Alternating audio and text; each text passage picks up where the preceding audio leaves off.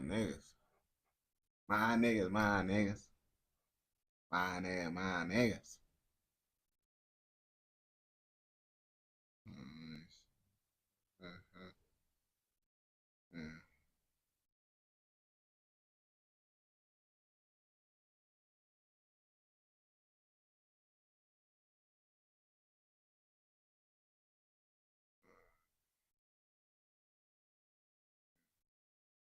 Yo, testing, testing, testing. 323, 323.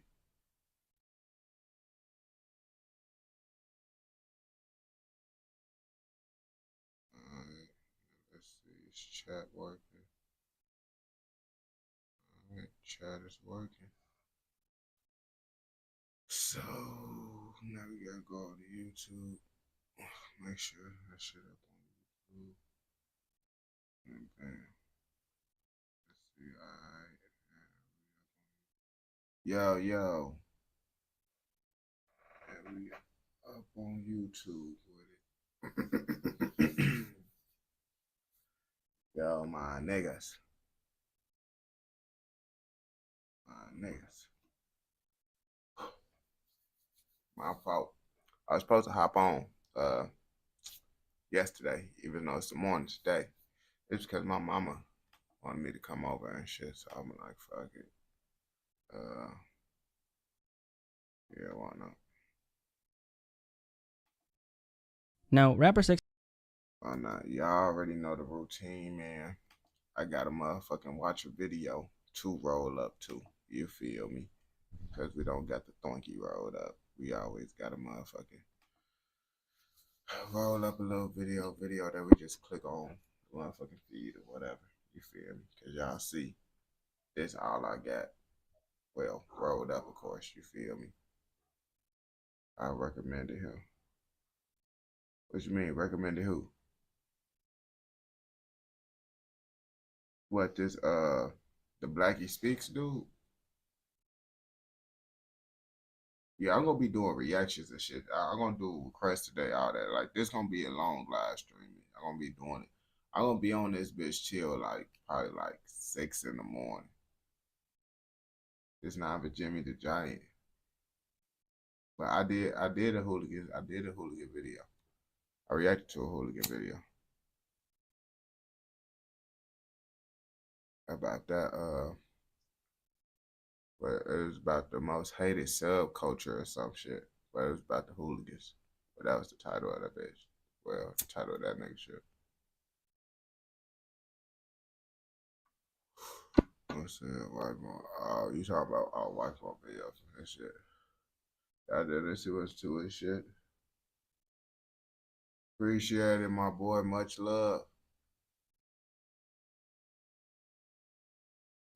We gotta roll up another blunt, but we finna play this video while we roll out the blunt. Y'all know the routine.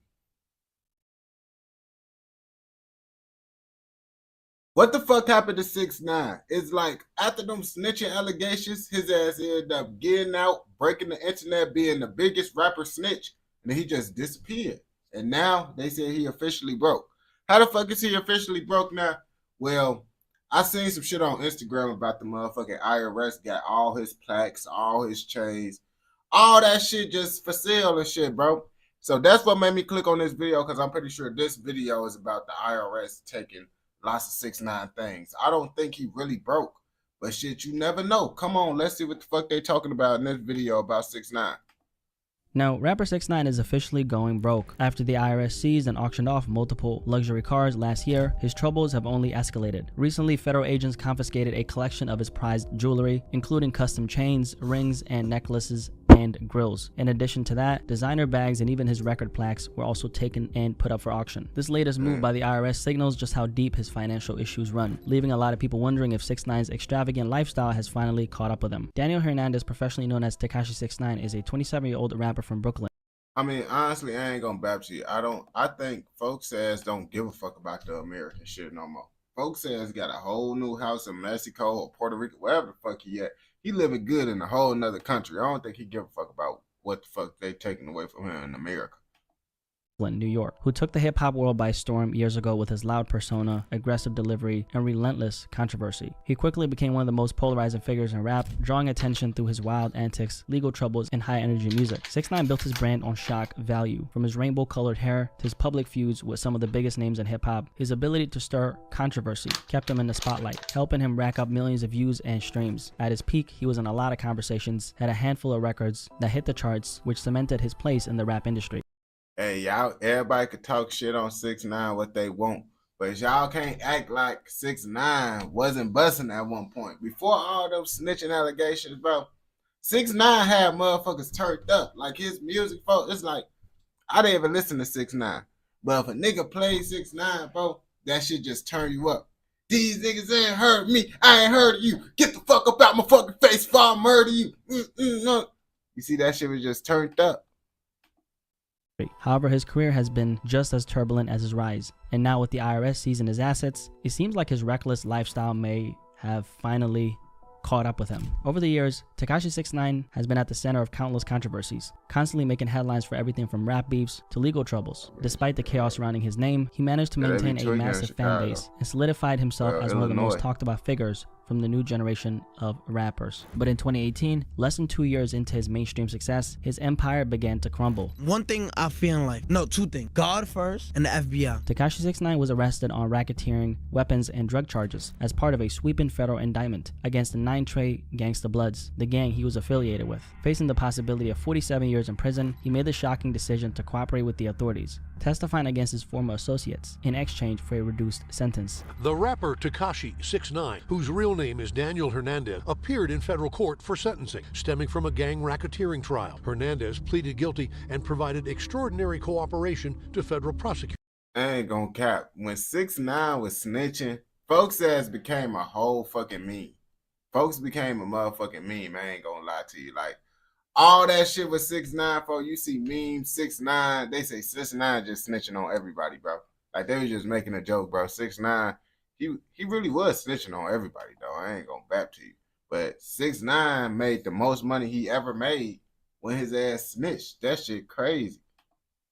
That enabled the takedown of the 9 Trey Gangsta Bloods gang. While him snitching helped him regain his freedom, it permanently damaged his reputation, and Tekashi 6ix9ine's career was never the same after that. 6ix9ine, whose real name is Daniel Hernandez, was arrested in November 2018 after a 5-year federal investigation into him and his former management team that was conducted by the feds. Just months before his arrest, he was at the peak of his career. His single Fifi featuring Nicki Minaj had gone double platinum and peaked at number 3 on the Billboard Hot 100. However, his rapid rise was overshadowed by serious legal troubles. His legal team attempted to secure bail, offering $1 million, house arrest, and the surrender of his passport, but the request was however denied, leaving him behind bars as he faced racketeering, weapons, and drug charges. Facing the possibility of spending decades in prison, he made the controversial decision to cooperate with the federal authorities, testifying against members of the 9 Trey Gangsta Bloods. This move significantly reduced his sentence, and he was ultimately sentenced to 2 years in prison. But due to time served and concerns over COVID-19, he was released in early April 2020. Upon his release, 6ix9ine attempted to pick up where he left off, flaunting his freedom and leading into his rap persona. But despite his efforts, the industry largely turned its back on him. His music struggled to maintain its previous.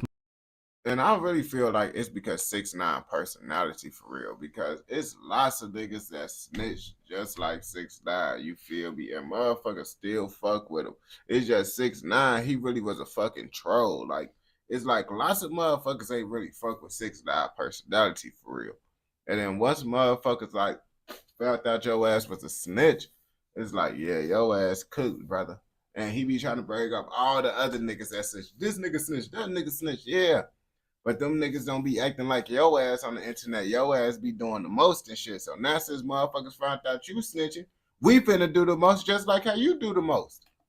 Momentum, major artists distanced themselves from him, and his legal and financial troubles only worsened. Now in 2025, with the IRS seizing his jewelry, luxury cars, and even his record plaques, it seems like the final chapter of his downfall is unfolding in real time. Now 6ix9ine's issues with the IRS date back to last year, so let's take a look at how it all unraveled. It was April 17, 2024 when Daniel Hernandez, professionally known as 6ix9ine, found himself in yet another legal crisis, but this time it wasn't rival rappers or street drama. It was the federal government coming for what was left of his fortune. That morning, IRS agents, backed up by the Palm Beach Sheriff's Office, arrived at his Lake Forest, Florida home. It wasn't a friendly visit. Tekashi wasn't even home when they pulled up, but that didn't stop them from getting what they came for. Armed with a federal warrant, the agents combed through his property, and by the time they left, they had taken multiple luxury vehicles, including a 2019 Lamborghini Urus and a 2017 Bentley Continental GT Speed. Footage from the scene obtained by TMZ showed officers escorting the cars off the property, making it clear this wasn't just another internet stunt. 6ix9ine's financial troubles were catching up with him in a very real way. Yeah, that IRS shit, and it's like lots of niggas, bro. The sad part about it, bro, no one teach us about this IRS tax shit in school for real. So it's like, nigga, you just get random money coming from shit, bro. You damn near gonna be cooked if you don't got no one in your circle that's able to guide you with that money shit, bro. Because your ass is gonna be spending, not knowing shit about taxes. Then bam, they getting on your ass. And you, what the fuck? I didn't know they was gonna really do that. Yeah, they getting on your ass, bro. But you don't got the right motherfuckers around you to let you know that shit. You feel me? And that be the problem, bro. Motherfuckers don't be having the knowledge. Then they end up getting fucked over. And niggas be thinking that shit ain't gonna happen to them till that shit happen to them. IRS wasn't playing around. They were collecting on what they were owed, and his prized possessions were the first to go. Eyewitnesses who were at the scene on April 17, 2024 described the moment IRS agents swarmed 6ix9ine's Florida home. The operation wasn't subtle, by the way. Officers were seen outside the home speaking with individuals on the property as they systematically went through his belongings. It quickly became clear that they were not gonna leave empty-handed. Several of 6ix9ine's luxury vehicles were loaded onto tow trucks and hauled away. In photos obtained from the scene, at least 2 cars were confirmed to have been seized, one of which had his name printed on a sticker placed on the windshield, a clear sign that these weren't just random impounds. At the time, there were more questions than answers. Nobody knew the full extent of the government's claims against them and whether this was just the beginning of a larger financial investigation. While it was widely assumed. So did the IRS just take nigga shit and be like, yeah, nigga, we just gonna get your money either one way or the other. Nigga, you could buy your shit back, nigga, or we gonna sell your shit. Cause I'm like, bro, if the nigga really wanted that shit, he really could just buy that shit back. But I don't think folks ass really want that shit for real. Cause 6ix9ine, he got that money on.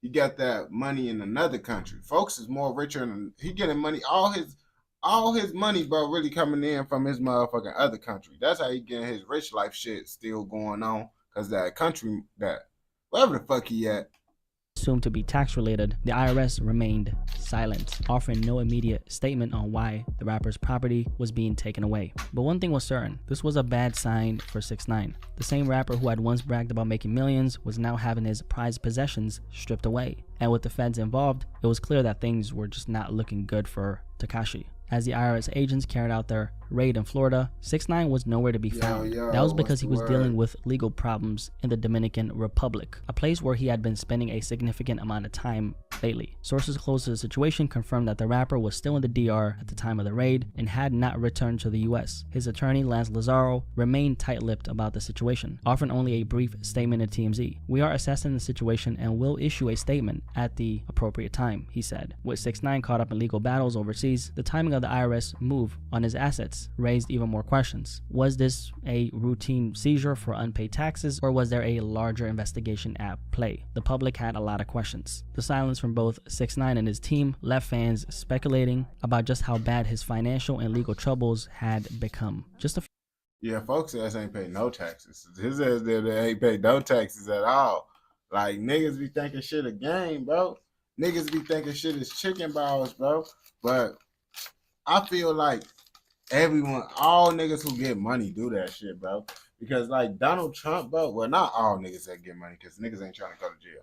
But niggas that get money and they don't give a fuck, bro, they do that shit. Because Donald Trump literally did the same shit. But since he the president, bro, they can't get on his ass. But you think Donald Trump, bro, his ass don't fuck with that tax shit. Folks ass be tax evaded and all, bro. A few months after the IRS raid on 6ix9ine's Florida home, The feds had officially put his seized luxury cars up for auction. On July 2024, two of Tekashi's high-end vehicles, a 2019 Lamborghini Urus and a 2017 Bentley Continental GT Speed, were sold to the highest bidders through a government-run auction. The Lambo alone fetched an impressive $175,000, while the Bentley went up for $85,000. In total, the two vehicles brought in $260,000, money that will go toward paying off 6ix9ine's outstanding IRS debt. These were the same cars that the federal agent seized back in April when they showed up to his Lake Worth, Florida home to collect on what he owed. The vehicles, known for their rainbow paint, splatter custom wraps, were both registered to 6ix9ine's brother, Oscar Osiris Hernandez, but there was never any doubt that they belonged to the rapper himself. The Bentley, which had 38,803 miles on it, was auctioned off with both front windows shattered, a small detail that added to the intrigue of the sale. Meanwhile, the Lamborghini Urus, with 49,294 miles, featured a black leather interior with TV screens built into the back of the headrest, a reminder of the luxury lifestyle 6ix9ine once flaunted. While it's unclear just how much the rapper still owes in back taxes, the IRS wasted no time turning his seized assets into cash. And with his legal and financial troubles piling up, it seems like this is just the beginning of a long road ahead for 6ix9ine. Now, it looks like that long road ahead has officially arrived. Just yesterday, the IRS announced another auction, this time featuring personal items once owned by 6ix9ine, a clear sign that his financial struggles are far from over. The online auction, hosted by Florida-based Market Auctions, has already started making waves on social media, with live biddings scheduled to begin on March 5th. This isn't just about cars anymore. The items up for grabs are some of 6ix9ine's most prized possessions, including multicolor enamel grills, a Bruce the Shark pendant, a jigsaw pendant. They damn near put an auction time up on that bitch. They trying to give folks a time to motherfucker give them that money before they sell it. They ass ain't trying to sell folks shit, bro. They want to sell that shit, but they really just trying to get him to pay that money, bro, on game. If his ass pay that money, bro, that auction gonna disappear, and all that shit gonna disappear off the shit. A stupid world champs ring, a Cartier watch, a diamond Cuban link necklace, two different Star of David pendants, and an Hermes bag. Alright guys, so really quickly I wanted to go over the live auction page and go through some of these items. And as you can see, by the way, it says live bidding starts in 32 days for anyone out there who actually wants to, I don't know, buy some of these things. So let's actually take a look at it, okay? So as you can see, Tekashi 6ix9ine IRS auction, okay? So this is the page, and it says this auction will showcase jewelry, designer bags, and record plaques originally from the estate of Daniel Hernandez, also known as 6ix9ine, Tekashi 6ix9ine, and Tekashi 6ix9ine. How many times they said that? Known for being famous, being a famous American rapper and entertainer. This auction will feature high-end jewelry originally purchased from 6ix9ine that were showcased in his music videos that was viewed over 1 billion viewers. Opening statement. Nigga, they adding all that shit to try to get people to want to buy it more. That's the only reason. Because, nigga, why the fuck they adding all that shit, bro? They trying to do that shit to get the sale on that bitch higher. Like, yeah, bro, maybe if we add all this shit, niggas gonna want to buy that shit more. No one give a fuck about 6ix9ine. Like they maybe if it was like a nigga like NBA Youngboy, you know, his fans would have went crazy over that shit. But you saying all that shit for nothing, bro. No one gives a fuck about any of 6ix9ine's fucking accomplishments, my nigga. They're really selling this. Opening statement, blah, blah, blah. Under the authority contained section, boom, boom, boom. Internal Revenue Code. Okay. And yeah, so let's actually go through the items. So first of all, as you guys can see, they got a gold Cuban necklace right here. And this is apparently... Boy, you dirty as hell if you buy these grills, bro. You one nasty mother. I'm not trying to hear it. It ain't no reason. And then at that, bro, you buying 6ix9ine Rainbow Grill, bro. Like, that's why they damn near put this auction. That's why they put the timer. They trying to get 6ix9ine to buy that shit, bro, because they know niggas ain't finna buy that shit. They know that shit. They're just trying to scare 6ix9ine, be like, yeah, we finna get rid of all your custom shit, bro. But they know niggas ain't finna buy this bullshit. Apparently going for, it has already 5 bids, by the way. And this is going... Whoa. I didn't even see that at the bottom, bro. 3 bids on the grills? That gotta be 6ix9ine peoples, bro. I ain't trying to hit none of that shit. 5 bids. Okay, this understandable. Now, some of these things understandable. This grill bogus as hell. 1 bid on this shit? Boy, they bogus. Nah, that gotta be 6ix9ine peoples buying this shit. I ain't trying to hit it. Who buying the fucking Shark Doo Doo Shane? going for $3,400. And then right here, as you guys could see, they got the gold multicolored enamel grills. Okay, almost $2,000, 3 bids. And then this is very very interesting. So do you guys recognize this chain right here? This is actually, let me show you guys. So 60,000, 6ix9ine's Bruce the Shark chain. And look at this, bam, it's this chain right here. Same chain, same chain. Okay, same exact chain. And they're selling. But I mean, I guess it's a deal because if it's estimated 100,000 and they only charging 60,000, they down there saying that shit to get motherfuckers to buy it more. Cause it's like, bro, who the fuck really want to walk around with that fucking chain? Like, come on, bro. Selling this for $60,000. And then also too, they got the Yailin. I think that's actually his ex-girlfriend, if I'm not mistaken. His baby. Yeah, the only way I get this shit, bro, because I guess, because you know 6ix9ine then they got some real shit. I guess this is a good deal for this. If my mama was named Yailin, I'm damn near not even gonna get it. Damn near my own, no, bro. Like that shit's still some bullshit. But if I know someone named Yailin, I guess that's a okay buy. I guess. Hell no, bro, but I guess. Baby mother, I think so, at $27,000 for this particular item right here. And then also too, 6ix9ine's water diamond enamel pendant. Bro, like who the fuck finna walk around with this shit, my nigga? Like, come, a fucking water park chain? Like, this shit do look kind of raw. I fucks with the jigsaw shit, bro. But come on, my nigga. Like, lots of these shits is like the only motherfucker who will wear this shit is 6ix9ine. Let's be real. And $36,000. And then the jigsaw pendant right here, $23,000. 2 bids, 1 bid on this. And then also too, how many bids did this? Only had 1 bid, obviously, as you guys could see. 60,000, that's a lot. And then also too, they got the spinner shark enamel pendant. Yo. 52,000. This is expensive, crazy. And then take a look at this right here. Okay, they got a diamond ring, 2,400. I mean, these is good deals for the shit. These good deals, but it's like a nigga who could really get use out of this shit is niggas that's damn near probably trying to use the materials for something else. Cause it's like, boy, if I'm spending this much money, I ain't gonna bap to you. I'd rather just spend my money on my own custom piece. And of course that bitch ain't gonna be like as expensive as this. Like, you feel me? Hit this nigga pen. But look, they said this shit is an estimated of 15 to 25,000. Niggas paying 23,000 for that bitch, bro. You could damn near go get your own custom chain made by you feel me? And you like that shit don't make sense to me, bro. Unless you like the saw. No, this is kind of nice. I can't even, this looks really nice. And then also too, let's see, we also got the, diamond ring. Okay, men's diamond ring, bam, number 6. This looks really nice as well. I can't even lie, bro. These are some nice items though. Actually, I actually think these are pretty cool. And then also too, the Cartier watch, $22,000. Okay, and then also this diamond pendant right here. And then let's go to, now this is can't even lie, this looks kind of cool too. 2000. Nigga, I ain't gonna cap to you.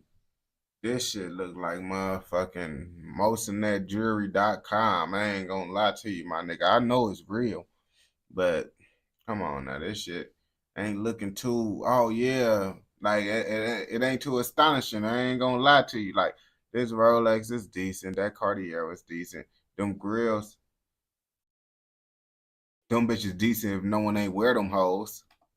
$500, 3,000 bids right here. And then also to the stupid champions ring, $3,600. And then also the Rolex, okay, 12K, 6 bids. Okay, this is probably gonna go very fast. And also to the 6ix9ine necklace right here, $2,600. And then also to the Rolex, another Rolex right here, bam, 4 bids, 5,800. And then also to another necklace right here, 2,000.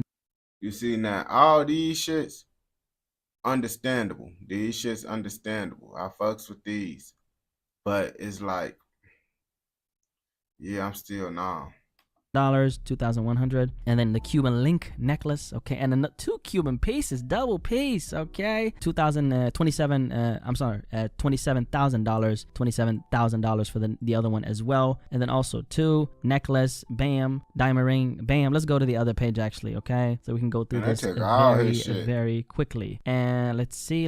Oh, right here they got the Birkin bags, and then the diamond bracelet, and then also 2 another purse, okay, and then the Louis V bag, okay, and also 2, what is this, I can't pronounce this, it's too expensive for my pronunciation. And then how is this shit too expensive? And they say this shit got the lowest estimate out of everything on this shit, bro. This shit got the lowest estimate out of all these shits, and you said these shit's too expensive, nigga.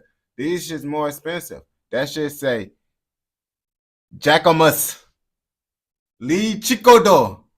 Oh, nah, that shit sound wrong as hell, bro. But nigga, why the fuck they got a dummy boy plaque? Who the fuck finna buy this? Also Louis Vuitton, yo, what's the word? Sling bag. And then this is when the plaques come in. Platinum plaque, Dummy Boy, his album, okay, as you can see the price right there, over $2,000, right? And then also 2, bam, another plaque right here, the nigga, nah. These gotta be 6ix9ine doing these beats, bro. Cause who the fuck want a 6ix9ine plaque? Nigga, if you really want a 6ix9ine plaque that bag, bro, I'd just get a fake ass knockoff one. On gang. 6ix9ine, that, bro, y'all acting like this a Tupac plaque or some shit, gang. What the fuck? Nah, Tupac plaque would have been way more, but still. Gooba plaque, okay, the Gooba plaque, man. And then also 2, these earrings right here, I mean, these actually look nice, or I don't know, maybe definitely overpriced though. And then also 2, we got some more plaques, bam, bam. Okay, this is crazy, guys. Like, as you guys could see, the IRS do not play, okay? Pay your taxes, man. Pay your freaking taxes, guys, because this is pretty crazy. They are selling his entire life. 6ix9ine's entire life is getting sold by the IRS, man. They don't play, obviously. And also 2, the the record with Trippie Redd plaque right here. I'm sure somebody's gonna get this ASAP. And then also 2, let's go to the other page. Let's see, they got some more stuff, more plaques right here, as you guys can see. Kiki song with, I believe Fetty Wap was on this record, right? And then also 2 with the Nicki. Oh shit, the plaque with Nick. I think 6ix9ine gonna buy that shit back. Oh, 2,000 for a 6ix9ine. Oh yeah, 2,000 for a that shit diabolical.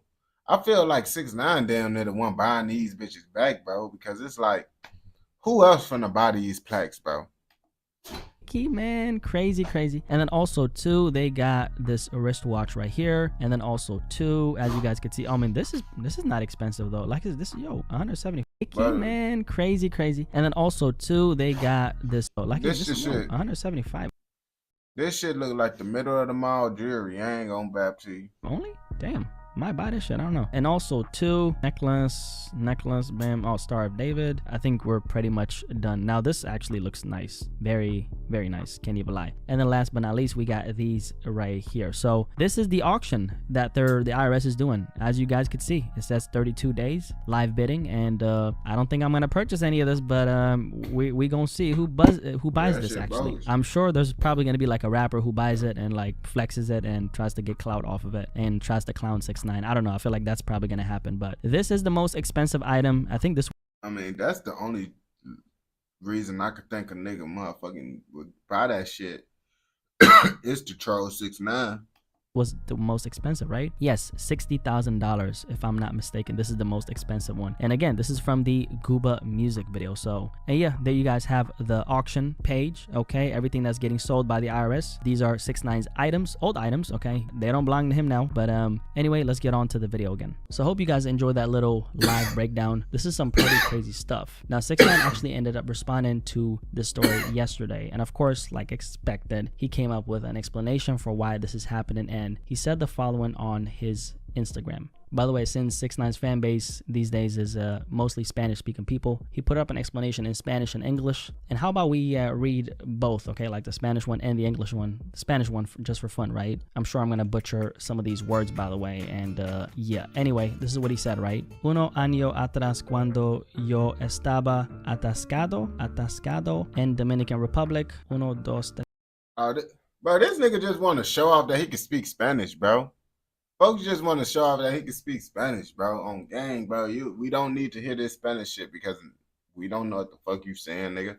3, 4, 5, 6, 8 meses, 8 meses, la federal hizo una redada por la casa entera porque no reporte mis ingresos durante 1, 2, 3, 4 años. La oculté y para ellos se vio como yo estaba corriendo. Yo, and this is, I can't read this, escondiéndome en Dominican Republic cuando la realidad era que no podía salir. So this nigga know what the fuck he's saying, or he just reading this shit out, because I could say this shit too. 1, 1, atrás, camino, yo estaba estino no, never mind.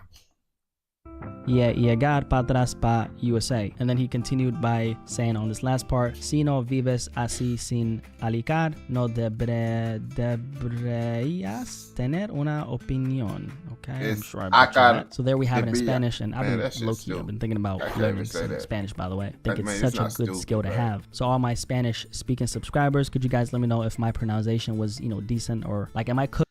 Yeah, I say your Spanish is good because I tried to read that shit out and my shit didn't sound like yours. So I give you a thumbs up, my nigga. Or was that like a good starting point? Please let me know. Now, this is what he said in English, okay? 1 year ago when I was stuck in Dominican Republic, 8 months, the feds made a raid for the entire house because I did not report my income for 4 years. Very not smart. And for them, it was seeing how I was running and hiding in the DR when the reality was that I could not leave and get to the USA. And then he ended up by saying, if you don't live like this without renting, you should not have an opinion. So I probably shouldn't have an opinion on this, right? So that was 6ix9ine's explanation as to 6ix9ine, I always want to say is bring us a fucking bro. 6ix9ine, fuck your money. Fuck your money. Now what? And I'm a broke ass nigga telling you fuck your money. And I'm finna have my fucking opinion on this shit, nigga. Yo.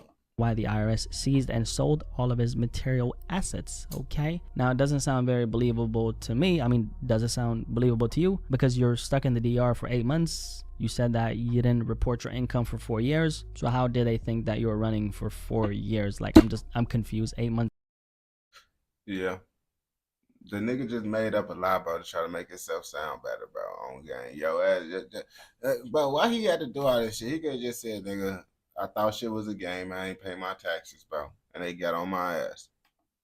4 years. The whole thing is a little convoluted, being honest with you, but that's what he said, and I think it's important to bring up his side as well, okay? Gotta keep it objective and fair. So pretty crazy. It looks like 6ix9ine is going broke, or has went broke. I mean, if he had enough money to pay off his debt to the IRS, they wouldn't, seize his assets and go through with this entire ordeal. The government is pretty straightforward when it comes to this, i.e. when it comes to taxes, right? Just pay your debt and we shall leave you alone. Now, if let's say you don't have the money, you don't have the dinero, or you refuse to pay, which that doesn't obviously work, well, that's when they start digging into your valuables. First of all, we got to talk about money management because obviously, this is the main issue here. This is obviously an issue, 6ix9ine and other entertainers like myself, I'm an entertainer. A lot of us have this issue with, money management, right? Now, money management is definitely more important than actually making money, which is something I had to learn the hard way. Let's just put it like that. Yeah. You got to know how to put this shit together the right way, bro. Because just having a whole bunch of money, bro. Okay, bro. I had money. I say I did pretty good with me having money because you see I still got a house and 2 cars and shit. But I did say I fucked up, bro. Because I didn't manage the money the best way I could have. You feel me? Just because I ain't had the right knowledge. And also, bro, I need to hurry up and get some money so I can pay the IRS back, bro. Because 2020, I had lots of fun. And I was not thinking about the IRS at all. I ain't going to cap to you, bro. So pray I get some money to pay this shit back, bro. Okay, it's something that took me literally years on top of years to realize, because I don't really come from a family of business owners or anything like that, right? And I think anyone who runs their own thing, especially entertainers and people who are ultra creative, a lot of us have had our own, fair share of issues with either learning how to manage your money or learn how to manage your money in relation to like taxes and stuff. And when 6ix9ine says that he didn't report his income for 4 years, very dumb by the way, but I actually believe him, because this is usually what happens when you don't do that, right? Tax evasion is a federal crime, guys. If you want to play with your pussy, if you want to play with your dick, okay, go ahead and do that, but don't be playing with the IRS, okay? Don't ever in your right mind try to play the IRS. So how much money do you gotta like make for the IRS to start fucking with you?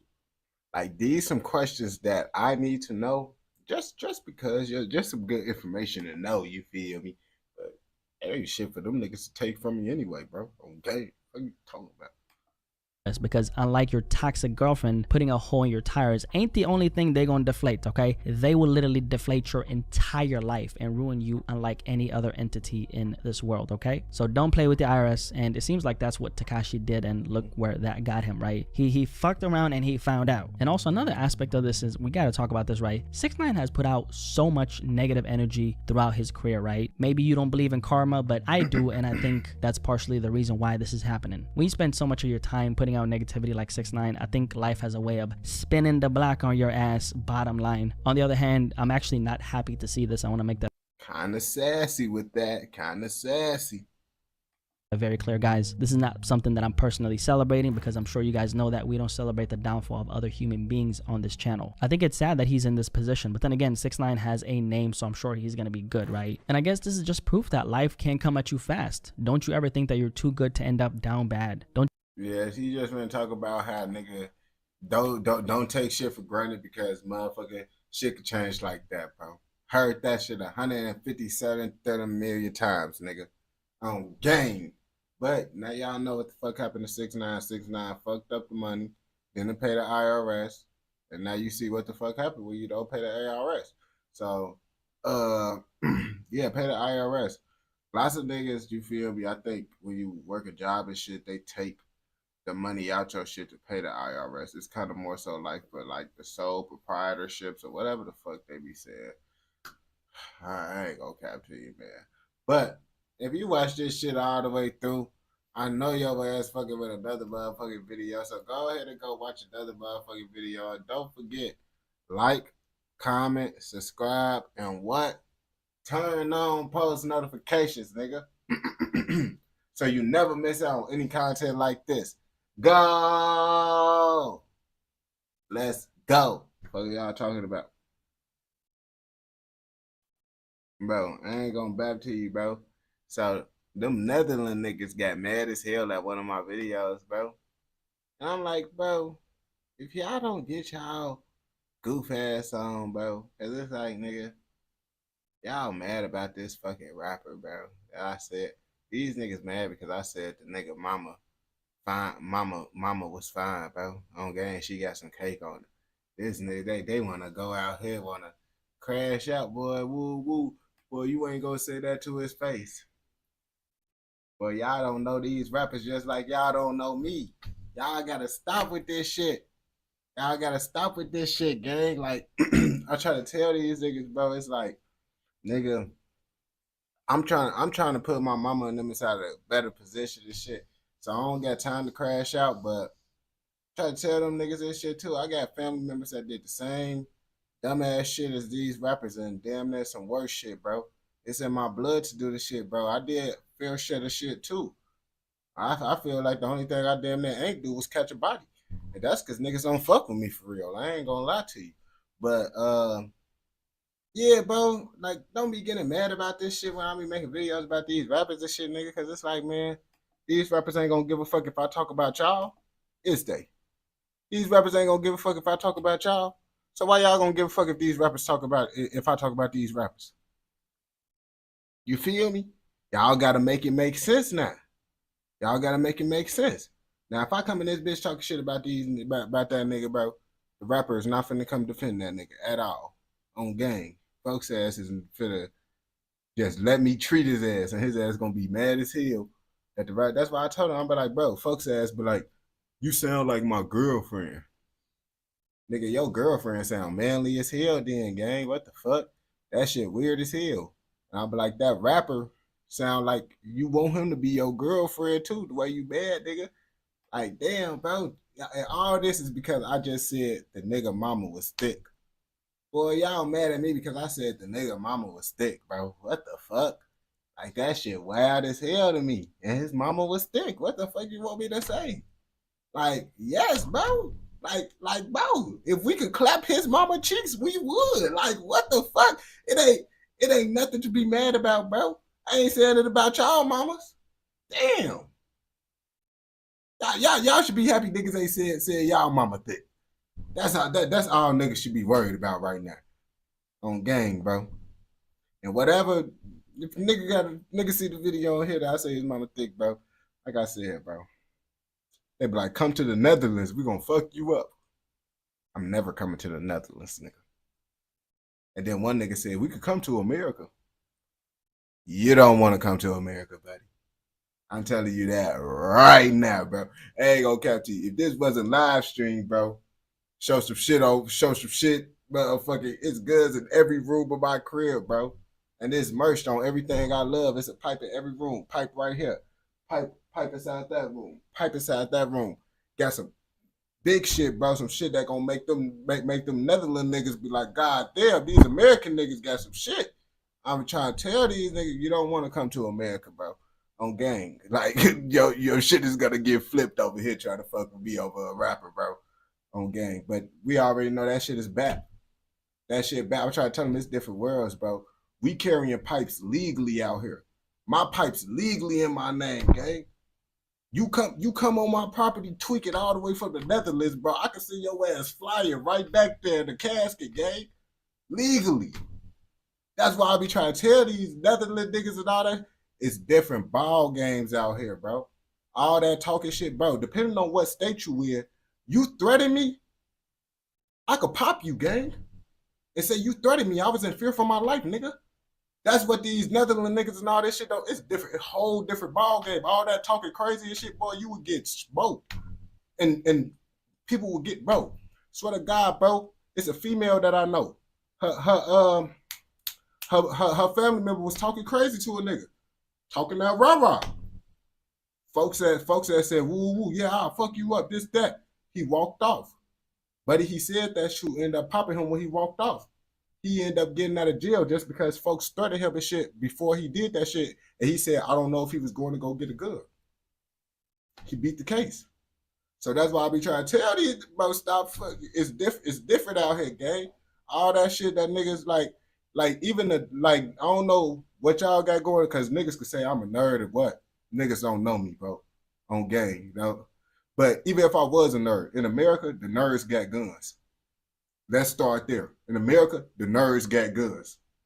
That's what niggas fail to realize. I could guarantee more nerds in America got more guns than the gangsters out here. It's out the UK, Netherlands, all that shit. And I can merch that shit. So that's why niggas gotta realize this shit, bro. On game. That's what niggas don't understand, bro. Say if I was this nerdy nigga that they think I am. I still, niggas, nerds got guns out here. And nerds, it was a nerd that blew down my ex-peoples. Legally. What the fuck?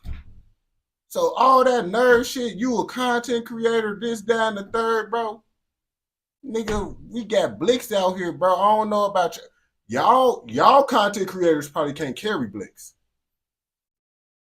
So that's why y'all probably assume like, oh yeah, boy, out here, bro, the content most YouTubers got blicks legally in America. So all that rah-rah that they talking this out that shit, bro, out the window when it comes to these type of content creators. We got blicks. Probably more blicks than y'all gangsters on game. So that's why I be trying to tell these niggas, bro, all that shit, bro, y'all mad about these rappers, you ain't go slide out here and do nothing to be gay. But it's like, bro, you got to understand there's levels to this shit, bro. I got a blick right here by my foot, bro. 26, Gen 5 on game. Like, it's levels to this shit, bro. I be trying to tell these niggas this shit, bro, on game. And I'm just not a crash out. And it's easy to pop a nigga. That's why it's niggas out here doing all these mass shooters and shit. That shit easy as hell, bro, on game. So stop with that rah-rah, bro, on game. Stop glorifying these rappers and shit, bro. Because it's like, bro, you see me in real life, you try to play with me, bro. You and your favorite rapper real get blew down, gang. Simple, straight like that, bro. I'm trying to tell him. It was the Netherlands nigga. It was a Netherlands nigga. The nigga, I forgot who the fuck. But I try to tell him, bro, niggas come, bro. Them and they favorite rapper, like, I don't know what he think. Like, first of all, the video that I was watching, that rapper didn't have his gun on him every time. They caught him without guns before. Me, every time I step out of my house, I got my gun. I don't know about these every time, and there's one in the head. So it's like it's levels to this shit, gang. That's why I'm saying these game members I'm watching, these niggas running, these niggas outside with guns every day on game. They fuck with me, they gonna get blicked down to infinity and beyond, gang. Infinity and beyond, bro. They gonna be like, oh my God, bro, we should have stayed inside wherever other country I was. That's why I ain't going to those other countries, because it's been like, I get fucked up out there because I can't bring my blick. But out here, I can carry my blick any and everywhere. So I ain't worried about nobody, especially no Netherlands nigga on gang, bro. I be like, the shit that and if them niggas think that nigga is savage, them niggas got a lot of shit to learn. If they trying to think that nigga, that shit's so gangster that I'm supposed to be scared of that nigga. They got a lot of shit to learn about some shit, bro, on gang. I ain't gonna cap to you. The niggas that, the only niggas that been straight that actually, I'm kind of scared. I was telling my homie this shit. I said Ireland, out of all the videos I watched, Ireland's the only place that got me like, yeah, bro, them niggas really, them niggas something different. Them niggas, the only countries I heard where it's like different shit where I be like, damn, these niggas actually like, boy, what the fuck? Like these niggas tweaking on gang, like all that other shit, the UK and all that's they be doing shit that these gangsters do out here. These gangsters out here don't scare me. These niggas a bunch of cornballs out here. So I hope when y'all see these rappers, don't think I'm supposed to, that shit that they do it put fear in me. Or I'll be like, oh, them niggas, boy, I got a gun just like them. And I probably got more guns than them. And before I had legal guns, I had hot pipes. So it's easy to get pipes out here. Okay, it's so easy to get a switch, bro.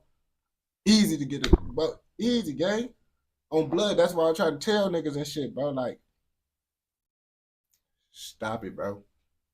Stop it, bro. Like, man.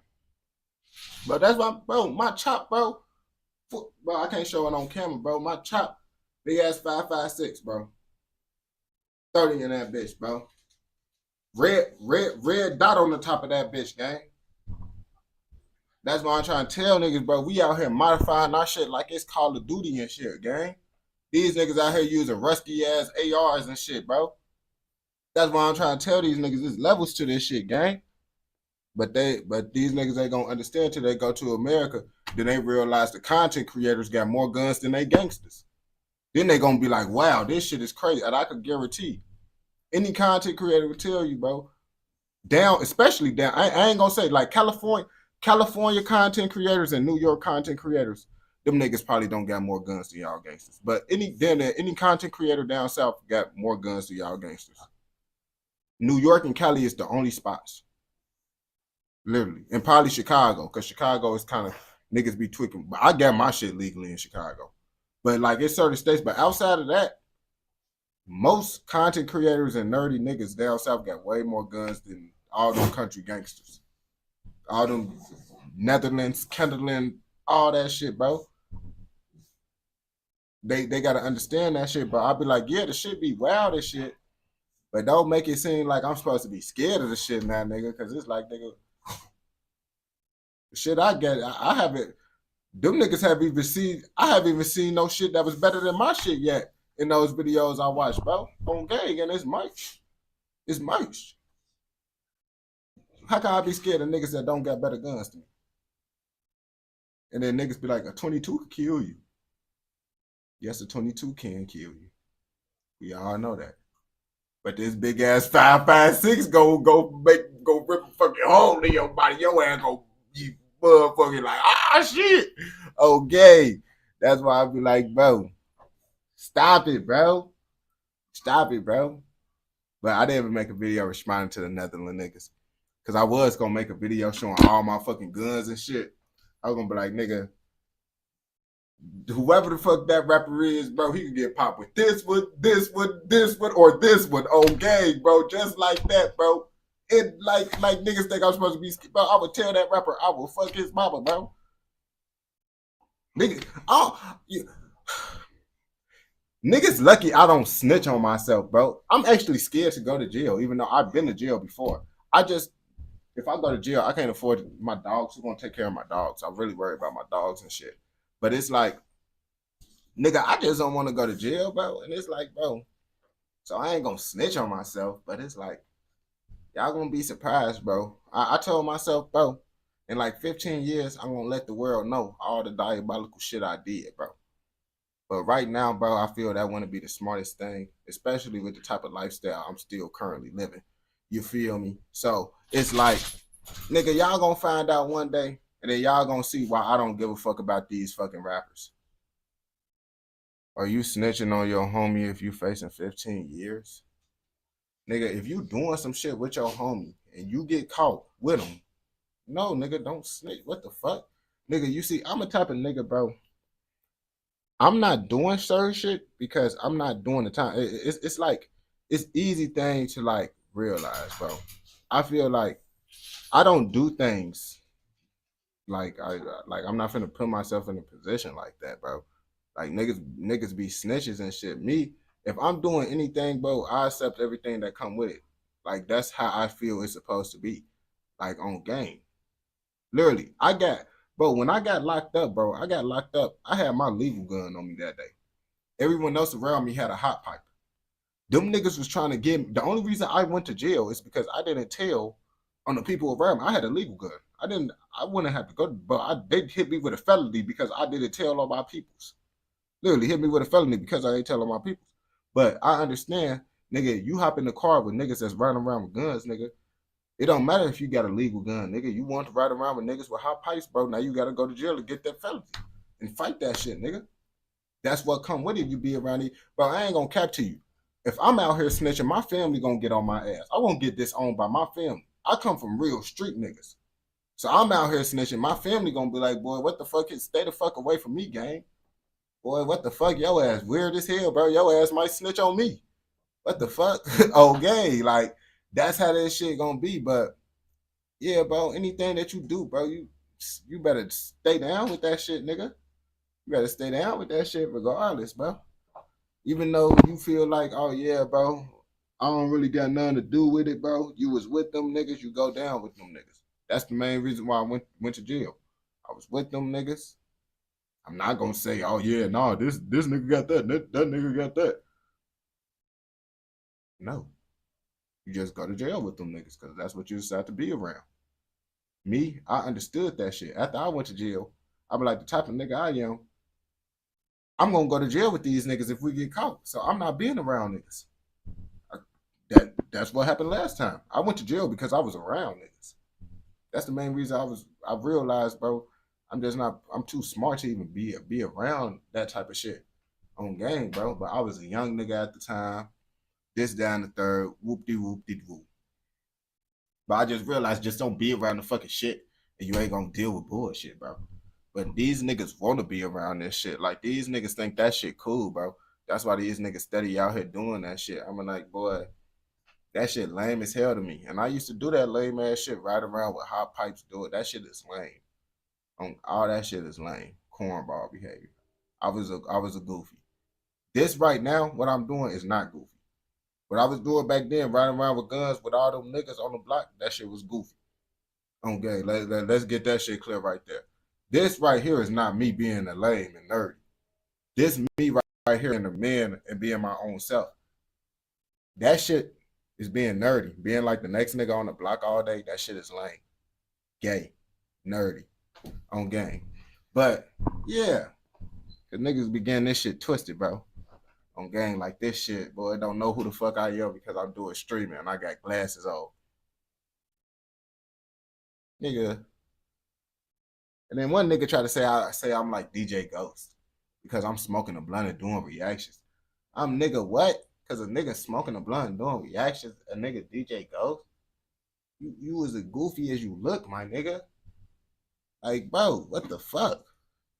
And DJ Ghost built his name up off reactions, bro. I'm not a reaction nigga. I'm just started doing this shit. On gay, I been was doing, cause y'all don't know me from my other platforms, bro. But I got a platform with damn near 1 million followers, getting consistent views, paying my bills and shit. You feel me? So that's why I try to tell niggas and shit too. Niggas ain't, nah, bro. Niggas be giving the game fucked up. And it's always the niggas from the other country saying some shit, bro. When you live in this life, you know what it costs. Yeah, your ass gonna go to jail or get killed. Okay. So that's why I tell niggas, bro, I'm not trying to go to jail or get killed. I'm trying to get rich. So I can't be around certain types of motherfuckers no more. On gang. I try to tell niggas about being on the block. That shit easy. Right now, I could call niggas and be on the block right now. Yo, you trying to get high as hell, pop out. Boy, I could be around that shit right now, bro. On gang. But I want to do reactions and shit. It's crazy. We was watching a motherfucking clip about these gangster niggas from Chicago. They had my cousin up in the clip. I'm damn. Why they using my cousin in the clip for this shit? But he be around them niggas and shit. That's all I be trying to tell niggas. My family locked in with this shit, bro. I just decided to do a different route. I saw what the fuck they was going through, like, nah.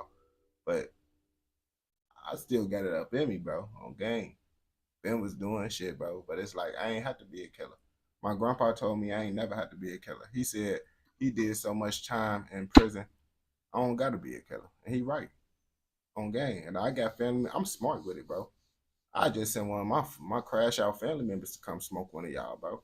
I'm not finna do that shit, boy. Why would I do that shit? And I got family members that take pride in being a savage. On game, you think they gonna let you just fuck with me? Boy, that's why I don't be worried either about niggas talking about they gonna get their gang or what. Boy, I would get, bro, my family is, for they started shit.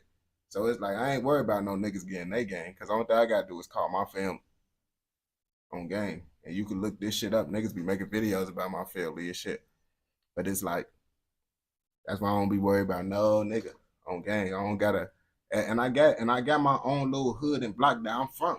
But I won't even call them niggas. I'm gonna call my family before I call niggas, you feel me, that's from my block and shit. Because if y'all ain't know, my family really from the hundreds. But you feel me, my dad and mom split off and shit, you feel me? So I end up growing up over east, even though my pops really used to come over east, you feel me? He from the hundreds. My pops and shit over there from the hundreds. I'm from 90th and Commercial. I grew up on 90th and Commercial, but I always lived far over east by the lake. So I lived on 76 and South Shore. I lived over on Buffalo. You feel me? I always was far over east by the lake and shit. You feel me? That's really the only part. I ain't finna back. That's the only part I could drive through the city without a GPS. Anywhere else in the city, I need a GPS. You feel me? But over east, that's the only place I know by heart. But that's where I grew up at. You feel me?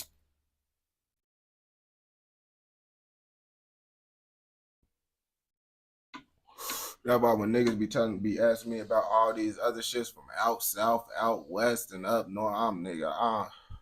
Chicago big as hell too. But I be knowing about the shit, but I don't know about the shit. And niggas be thinking, oh, how you from Chicago? You on the boy? I know the east side, nigga. I don't know out south. I don't know out west, up north. Niggas gotta understand that shit. How big Chicago? Some niggas stay in they side for their whole life. Most niggas that live over east, they gonna stay over east. Most niggas that from out south gonna stay out south. Niggas that's out west gonna stay out. Of course, some niggas gonna end up moving around. Of course, niggas because I got family out west and shit. You feel me? But I don't be out there like that. You feel me? I got family out south. I got family in the hundreds, but. So of course niggas know the areas and shit, yo, but niggas don't know that shit. Like only y'all know the east side, cause that's where I grew up at. You feel me? Anywhere else, you feel me? I don't really know about to really tell niggas. You feel me?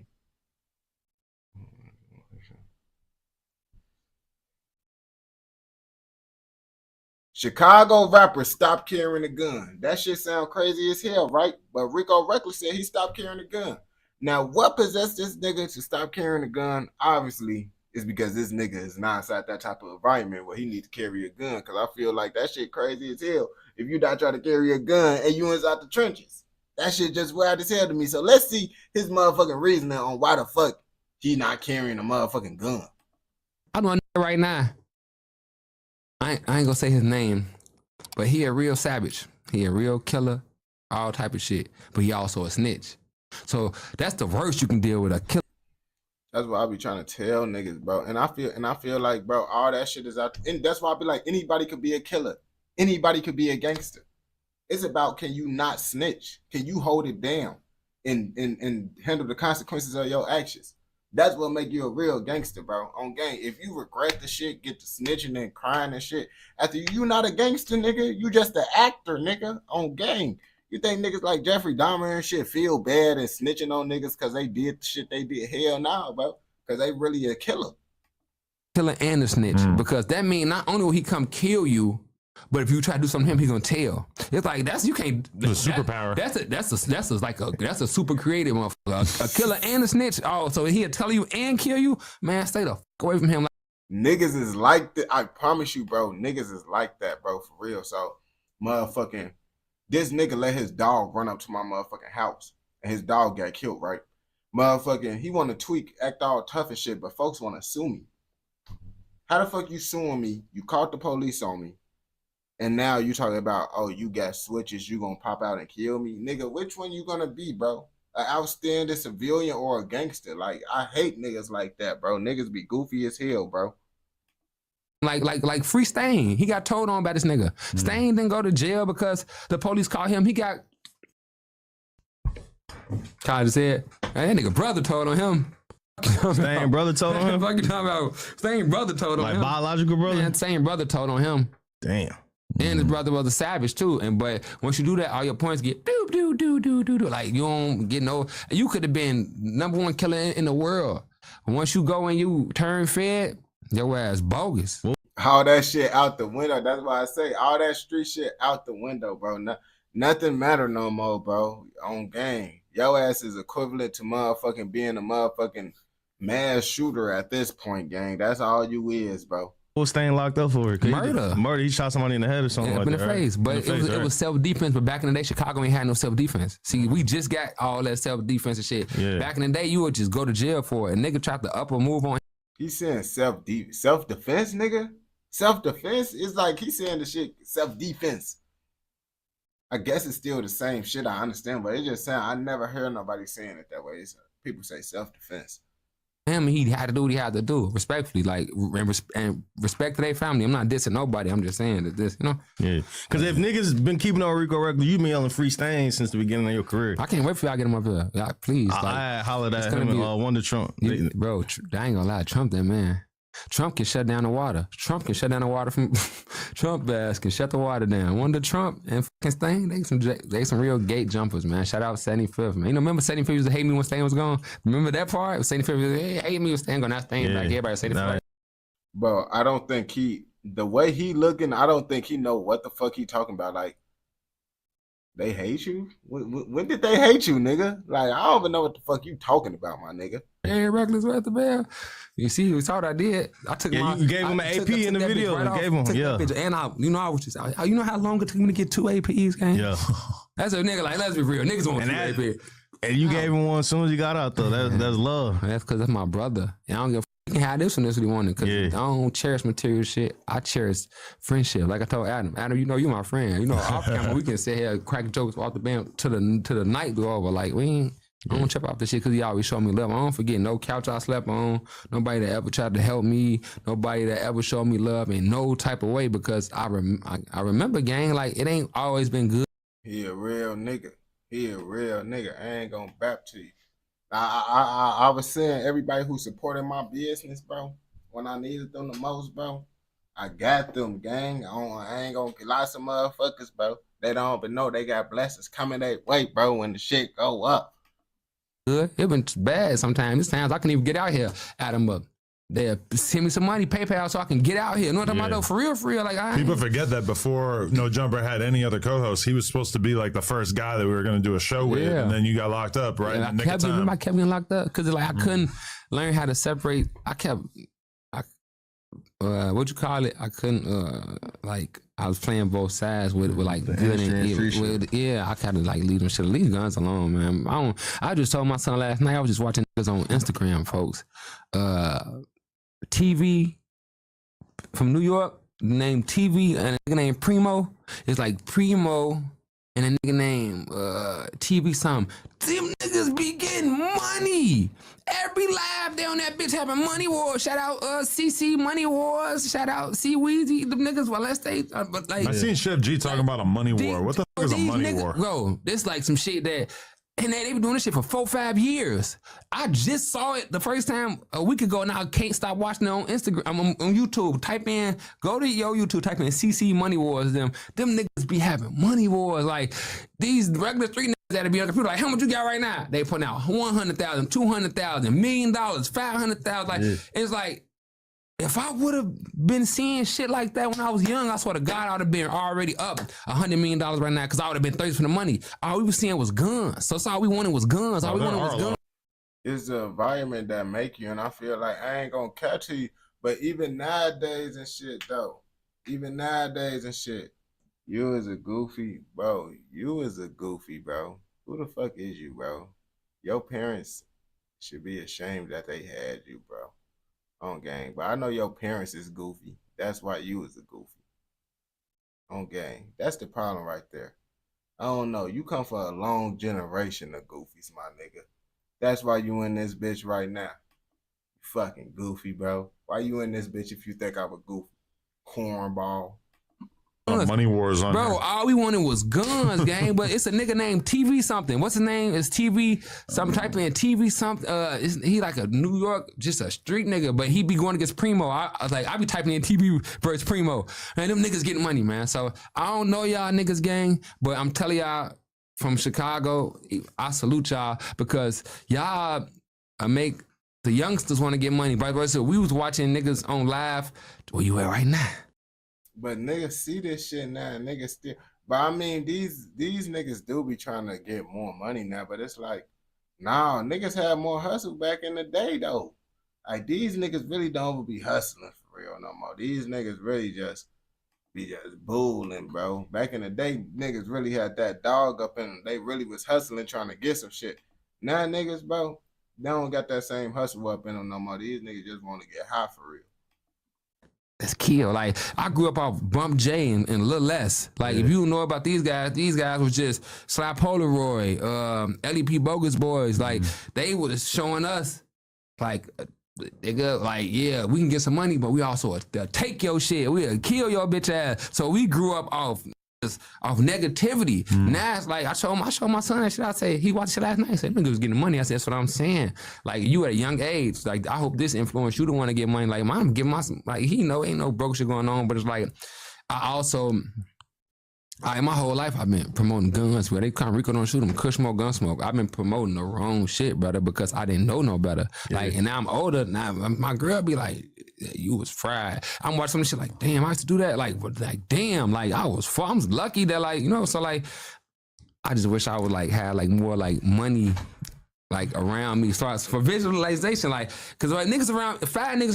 Yeah, I mean, having it around you is different. I thought his ass was talking about just seeing niggas do that shit on the internet. But if you got niggas around you doing that shit, that's a whole different thing, you feel me? But everybody see niggas getting money now on the internet. I feel like that shit ain't enough, bro. Niggas around, that's why the scammer motherfuckers be, everybody that's around the scammers be making money. All the trappers be making money. It just depends on what you around. I thought folks were saying just based off of seeing them videos on the internet that make motherfuckers want to get money. Niggas around you getting money, you bound to be the sixth one. But if five niggas around you catching bodies, you bound to be the like. But how do you balance that when realistically having a gun is like a pretty necessary part of life for a young dude in Chicago? You need one in Chicago, but I should have got the on. I should have been like when I was go to New York, them niggas getting money out there. Go to Miami, niggas getting money out there. Put me around the money, man. But look at Famous Richard. He went out to New York and they caught him with a gun. That's because you got fed charges. You gotta learn how to be cool. Like That's what I'm saying. Like, man, I wish I would have never. To this day, gang, I wish I would have never touched a gun when I was a little kid, brother. I stress shit for my son so bad. I say, son, for me, if you don't do nothing, get your gun card. I've been have to carry. Like right now, I'm done carrying. Like at this point, what want to kill me, motherfucker? You. Yeah, just get security though. But he fucked up. It's like niggas ain't had that right mindset, bro. On gang, and it's like nigga, I could have been fucked up too, bro, because I was riding around with a hot pipe. And I just ain't get locked up with it. But the good thing is, even if I did get locked up with it, Chicago got the first time offender program because all my homies got into the first time offender program. Some of them niggas fucked up and end up getting back on motherfucking not getting that shit off their record. But the first time offender program, I would have been good, but I already took that shit serious. I knew I didn't want to ride around with hot pipes because that shit's stressful. Just thinking about you having to go to jail every day you walk out the house, bro, with that bitch, you potentially ain't gonna be able to go back home, bro, because you're gonna get locked up for that shit. Like that shit, just that type of stress, bro, on gang is just not worth it, bro. That's why I be like, bro, niggas, I was finna make a video about, boy, your ass is a goofy if you 21 and you not a felon and you don't got a legal gun and you carrying a hot ass pipe every day. Like that shit goofy as hell. Motherfucker be like, oh well, you can't slide with a legal pipe. You're not sliding every fucking day, nigga. So you don't need to. You can have a legal pipe for the days you're not sliding, nigga. Like you was a goofy if you motherfucking not a felon and you carrying a hot pipe and you don't got no legal pipe. You got to open it because I'm not carrying no weapon. I'm not promoting it. All that shit. So you're gonna do what you want to do. Go with your move. My girl got 24-hour security though, and that's my wife. So you think I don't got 24-hour security too? So it'd be hard trying to do something to me. Yeah. But it'd be like, I just wish that like I would have just got a gun card, gang, and just like been able to do it better. Because prison, gang, I think I went to prison when prison wasn't cool. Now it's like, okay, cool, niggas gay or something. I don't know. Now niggas happen to go to the joint. On gang, I promise you niggas used to be, but my homie used to say he ain't care about jail, and we used to have these full-on arguments till we end up going to jail. And now this nigga don't never say he don't give a fuck about going to jail. Like niggas literally I used to ask him like, nigga, that's weird for you to say you don't care about going to jail. Like that shit kind of weird as hell, nigga. But I was going, it was like, man, I hope they don't try to fuck me in here. I'm gonna have to kill these niggas and I'm never gonna leave. You know what I'm talking about though? Like for real, like. Yeah. I hated that shit, gang. And I missed out on so much life in jail. Like, damn, I missed out on eras, like music eras being in jail. Like, think about this. I was locked up the whole time, Pooh Shiesty. My last time, I don't know Pooh Shiesty. I don't know none of, I don't know that it was a like, wait, shit, I found out some of this shit. It was a nigga named, y'all got the Shiesty from a nigga named Pooh who used to always wear him and talk gangster shit, and then he really was doing gangster shit. I was locked up his whole era. That would have been my nigga. It's so that shit crazy, bro. That shit is fucking crazy. I ain't gonna lie to you, man. Motherfucking. Oh, AJ, you commented. Man, you said I'm a goofy, bro. And I still bro, what is you talking about, boy? You is not gonna touch me, bro. You is a fucking cornball, bro. Stop all that bap, bro. All that bapping. So crazy that there was ever a moment where the Shiesty wasn't taken for granted because now it's so ubiquitous in the culture. Man, bro, that would have been my nigga. Like when this nigga was raw. Like, man, but the whole time I was locked up, he came out, blew up, and got locked up. None to my dog. Like Big 30, that's my dog. I'm talking Big 30. Out in a couple and years. They be breaking, man. Them niggas. How long you think you spent in jail? Like overall, like how much time? Like, all the years added together. Look at her face. Yeah, she get mad because she the person that had to answer every call. Yeah, she's not proud of that. My mom's in the crowd. That's why I'm laughing. But man, like let me see. The first time, like you did 18, then did another 18. But I did them back to back, so that was like 36. So what's that? Like 36 months. Like so it's like 3 years. You see, that's so much. You see, niggas, I ain't gonna cap to you. Niggas don't learn they lessons, but you see, I listen to niggas, bro. Like when I got locked up for my motherfucking 2 days, I was up in that bitch, bro, before I bonded out. I was listening to the niggas that didn't get no bond. And them niggas was letting niggas know, like the older niggas, they was like, yeah, bro, I was in that position. I got second chances and I kept on getting bonds till I couldn't get bonds no more. And I had to sit up in that motherfucker and I just couldn't learn. And it's like, it's about learning. I feel like if you just learn from others' mistakes, you'll be good. But lots of niggas, bro, they gotta learn themselves, bro, to realize, oh yeah, bro, this shit not it. Then I did another 20 months after that. Then all I ran retirement, man, probably like 5, 6 years out of my life them gone. I'm only 33. So if I take them years back, I'll be how old? You think that made you a better person in a way, though? 234 out I here. can't even lie. That shit correct the fuck out of me. This what jail gonna do. He's gonna make your ass be a better criminal, a better person, or a Geechee man. It's gonna turn your ass to legit. I know some niggas that be, man, no homo. I know some niggas that went to jail, tough as hell. Now they out sucking that dick. Jeez, man. Whoa, and I ain't gonna cap to you, bro. And it's like, nigga, y'all niggas, it do be making sense, bro. Y'all niggas be liking jail a little bit too much. For me, it's like, man, I was in that bitch, bro. I was like, bro, what the fuck? Niggas be talking about, yeah, I'm gonna do this time. I'm like, bro, nigga, you getting locked up one time, bro. You should be able to be like, I don't want to do this shit no more. I don't know how niggas get locked up and then be like, oh yeah, bro, I'm finna go back to tweaking. Like, nigga, you just was in that bitch, bro. Like, you didn't think, like, you see what tweaking got you, nigga. Jail. Like, I feel jail is a very good deterrent on gang, like, especially if you like freedom. If you don't like your freedom, then I guess I understand. You do that. That shit break. I done seen that shit break the toughest niggas down. Like, so it's like, and like it's a mental thing, gang. Like you gotta know how to, like, I done did 6 months in SEG, gang. You ever know what SEG is? 6 months with nothing, no commissary, no phone, just there. Bro, this AJ Cooper up in here, bro, still talking shit, bro. You is a goofy, gang. You like you is a goofy, bro. Like, why are you in here, bro? Like, y'all can't see his chat because this nigga keep on cursing and shit, said goofy shit, bro. If you want the chat to see you goofy, you gotta like not say the N-word and shit, bro. On gang, if you want people to like be able to see your chat, bro. I don't even know why you still up in here talking shit. Like, it shows how like you's a goofy, bro. Like, your parents raised you goofy, my nigga. Like, I'm sorry to say, but AJ Cooper, you are a goofy. That means your parents are a goofy. Sorry to tell you, bucko. Your great grandma probably a goofy too. I don't know. Cause if you and this bitch still talking shit, bro, you must come from a long generation of goofies. And legally, they can't even do this for 6 months. So they can't even put you in SEG past 30 days legally. So after every 28th day, they just put you up in another cell and restart it. They had to put you in the cell next door and restart your whole. Because legally, because it'll fuck your brain up. 6 months in SEG, I think jail already jail. So to be in the hole in jail, that's like the worst part of jail in jail. That's like niggas will go to jail, then you'll get in trouble in jail. Niggas will be in jail on their best behavior. Niggas don't want to get in trouble in jail. Now you no phone calls, no commissary, no visits, no showers like you want to. Like, you already don't take showers like you want to. Just imagine one shower a week. And we was probably only getting 3 or 4 anyway. You know what I mean? Like, shit bogus. Then the food, you gonna, what, nigga, one time I was in jail, so I knew I was big as hell. I had to be like 225. Yeah, niggas be By the time tweaking. I said, I don't know like how 150. they be just doing like, that. That shit had me looking dumb as hell. Like, looking. You see, niggas be tweaking, just keep on. I don't understand how the fuck they motherfucking cool out with this shit, man. Like, I don't understand why they don't cool out, because it's like, nigga, like Rick O'Reilly, he cooled out eventually, but why it take you to do this much time for you to finally cool out, nigga? Like, niggas take them a long ass time to learn their motherfucking lesson. That shit be wild as hell, man.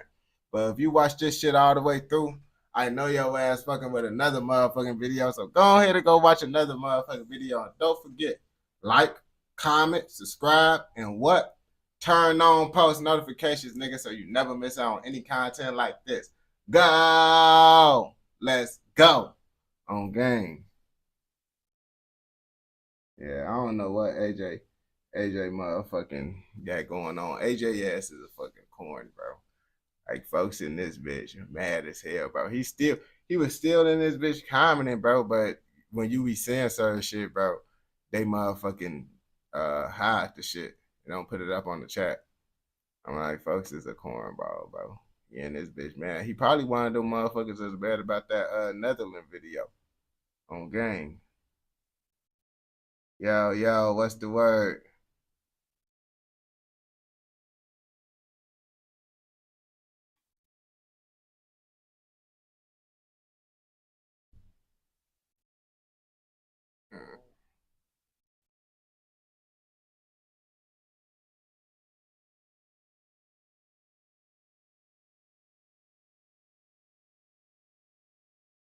Let's see. Oh, yeah, this is... Gunshot.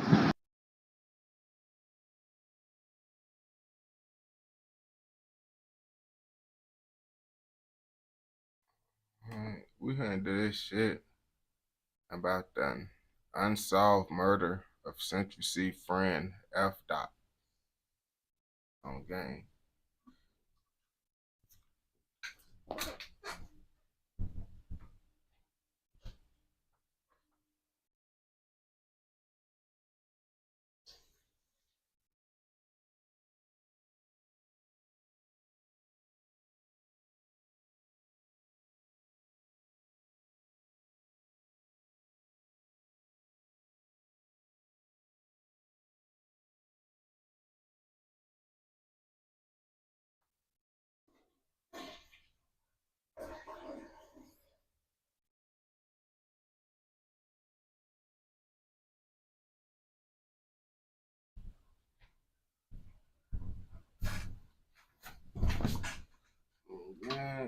Yeah, bet. Man, bitch. Dirty cop, yeah, you got dirty cop, dirty cop.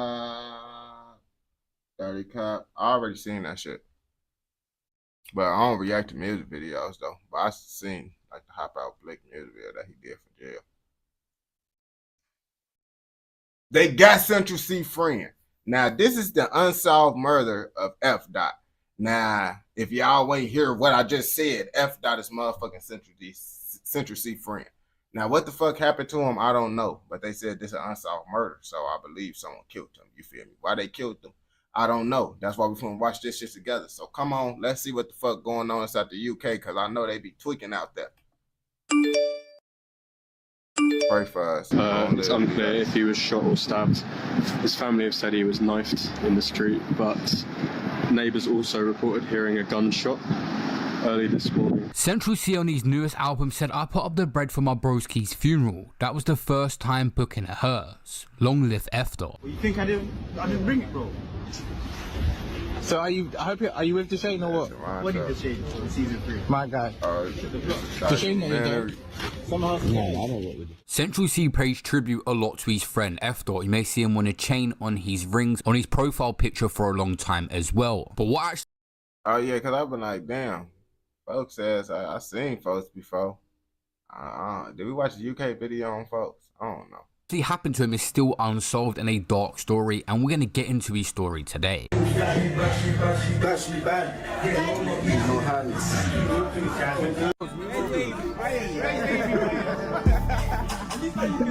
Yeah, right there. Yeah, don't move. Just right there. I'll do the movement.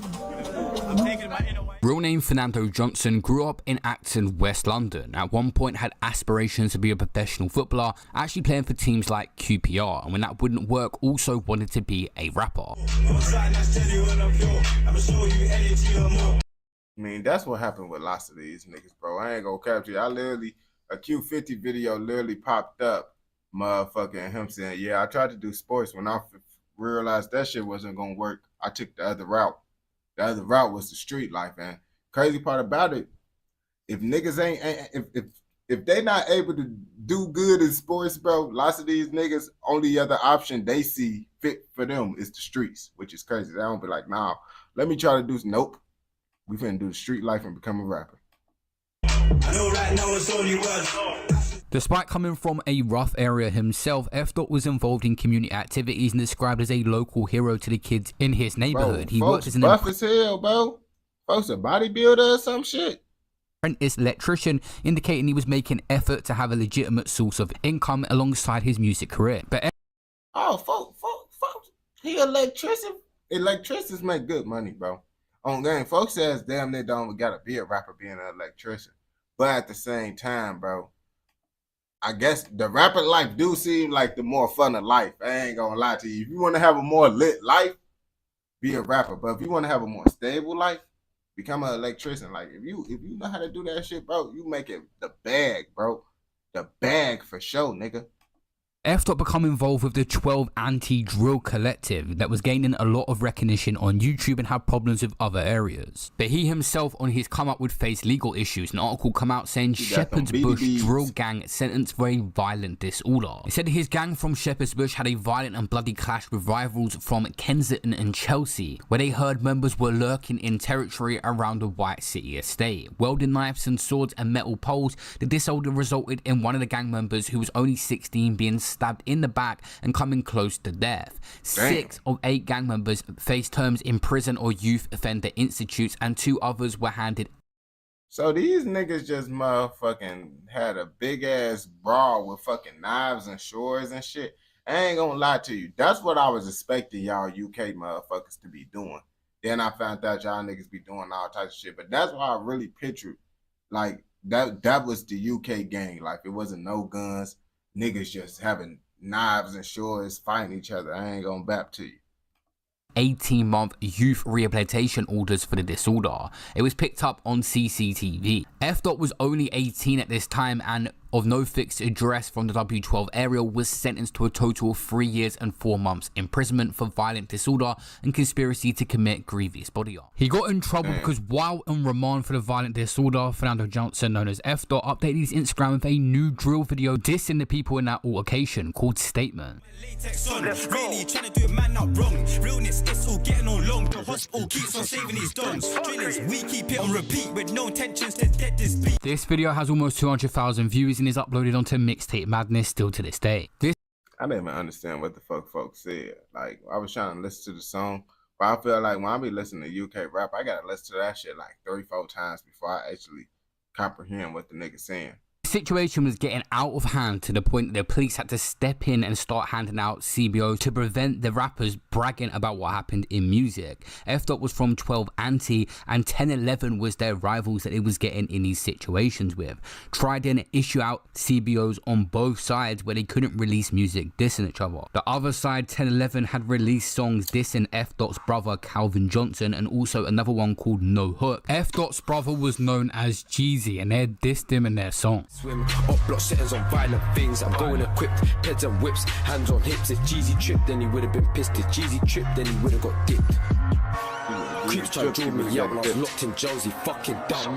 How can his bread just shoot up his yard? Things were getting so out of hand, gang members were filming grandmothers of other members and threatening them on Snapchat. But at the start of his music video, you see the classic that they're not referring to anyone or any real life events, a disclaimer. I'm not sure if lawyers are telling these rappers. On gang, bro. That's all you need, bro. Right there, bro. That is the key to make sure you don't never go to jail. And that's what the rappers be thinking. That's what they ass think, bro. But they ass put this shit, they be like, yeah, they can't use this shit against this now. On gang, they can't. Because we put the disc. No, they still gonna use that shit, nigga. To do it, but it never seems to work because the police always refer to it when given the press the update on the case. What, my brother? My fucking my brother.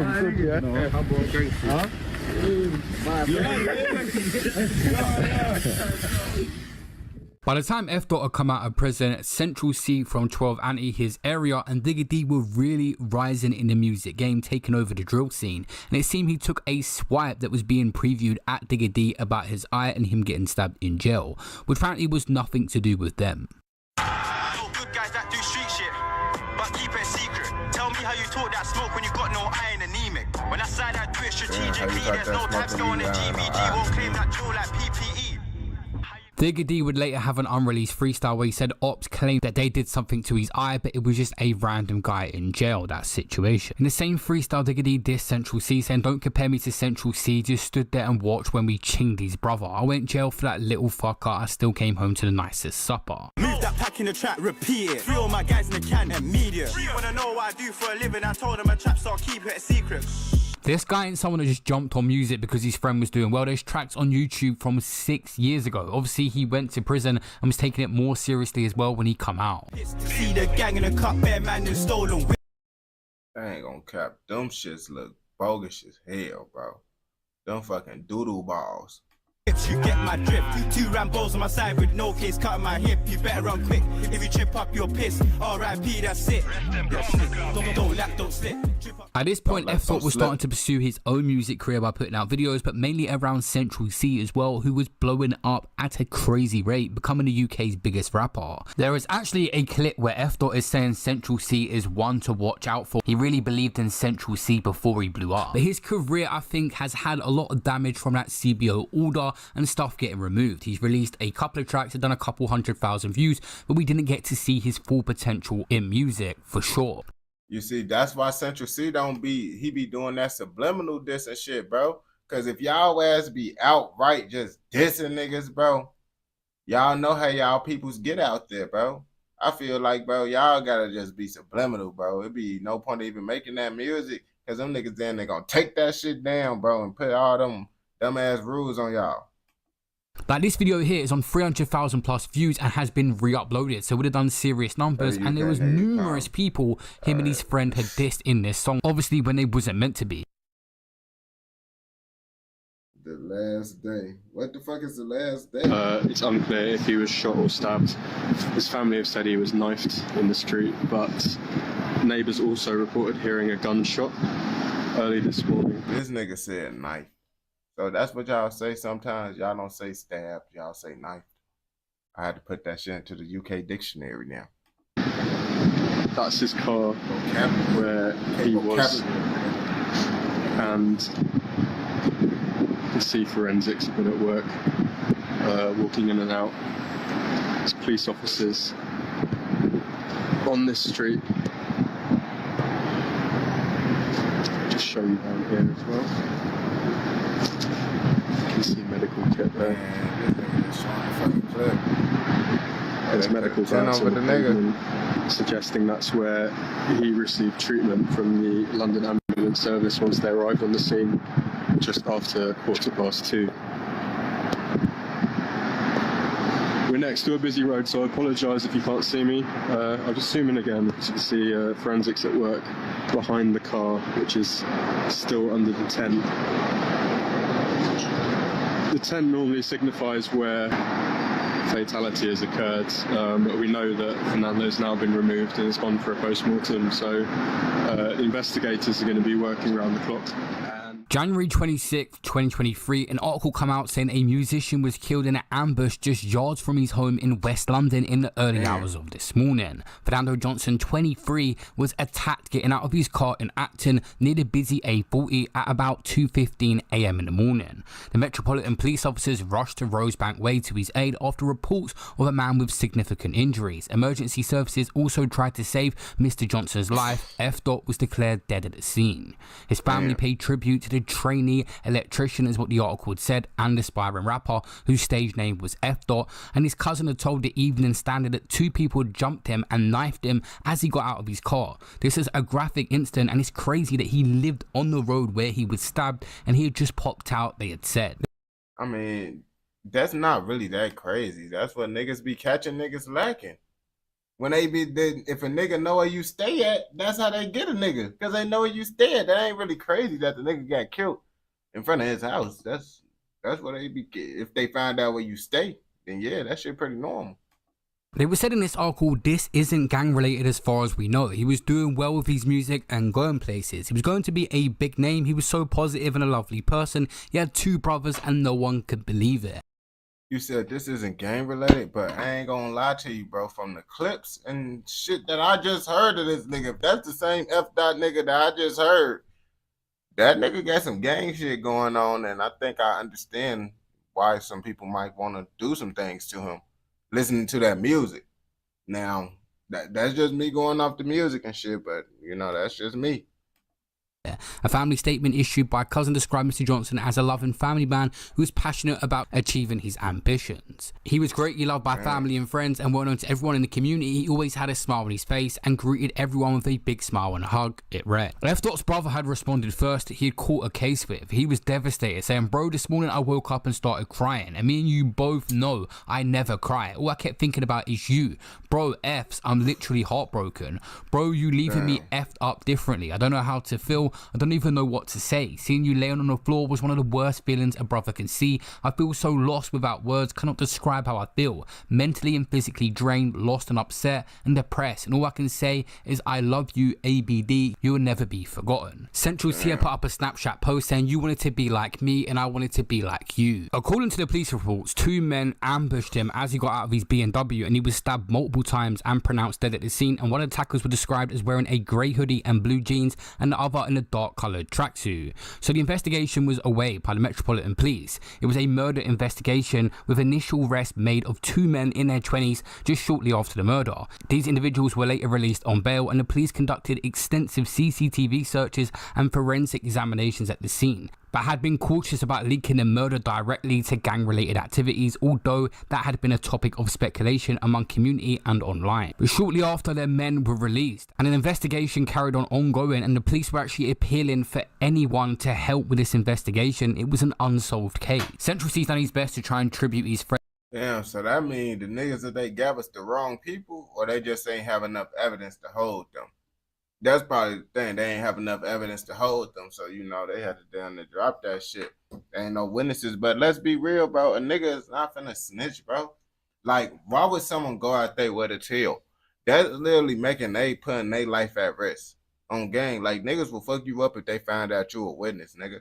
So most people is not finna cooperate with that shit. They just gonna let that shit just go on for what it is. If y'all find out on y'all own, but most people ain't finna go help with a murder case, bro, because now you getting involved with the shit and you can end up just like the person for motherfucking trying to help the case.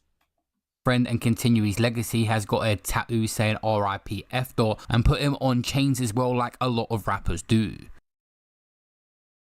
RIP F Dot. Don't let my brother, man. I've done it twice. And the chains. And the rings. Ooh. R.I.P. F Dot. Mad. 23, 24 years old from West London. Absolutely destroyed the game. The best work with the best. You hear that? A jeweler's baby. Check out the heart shapes and the bezels. And this is the greatest memorial pendants you're gonna see in the world. Huge. Facts. What about that Cardi? The greatest.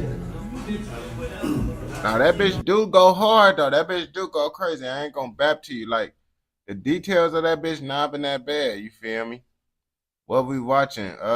We watching the unsolved murder of motherfucking Central C friend. Is that loop changeable? As in, can you open it from the back? Or does it have to chain have to go all the way through? Why?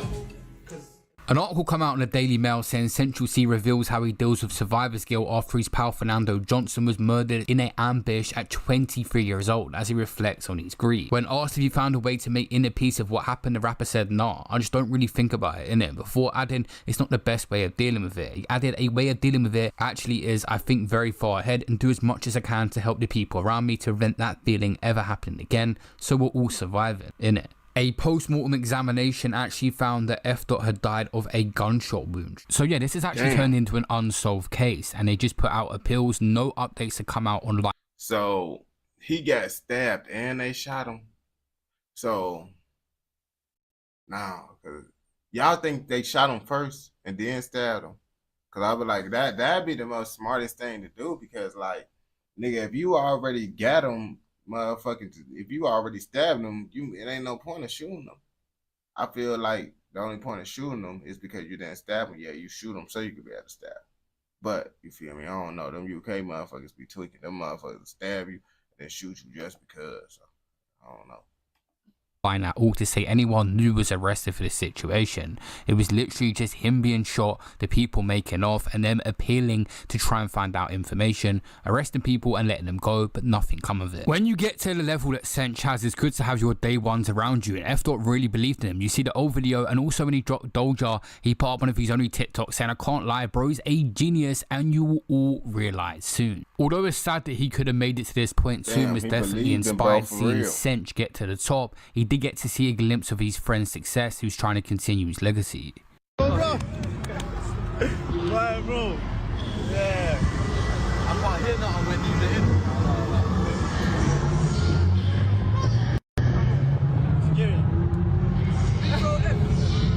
Where's that? Ah!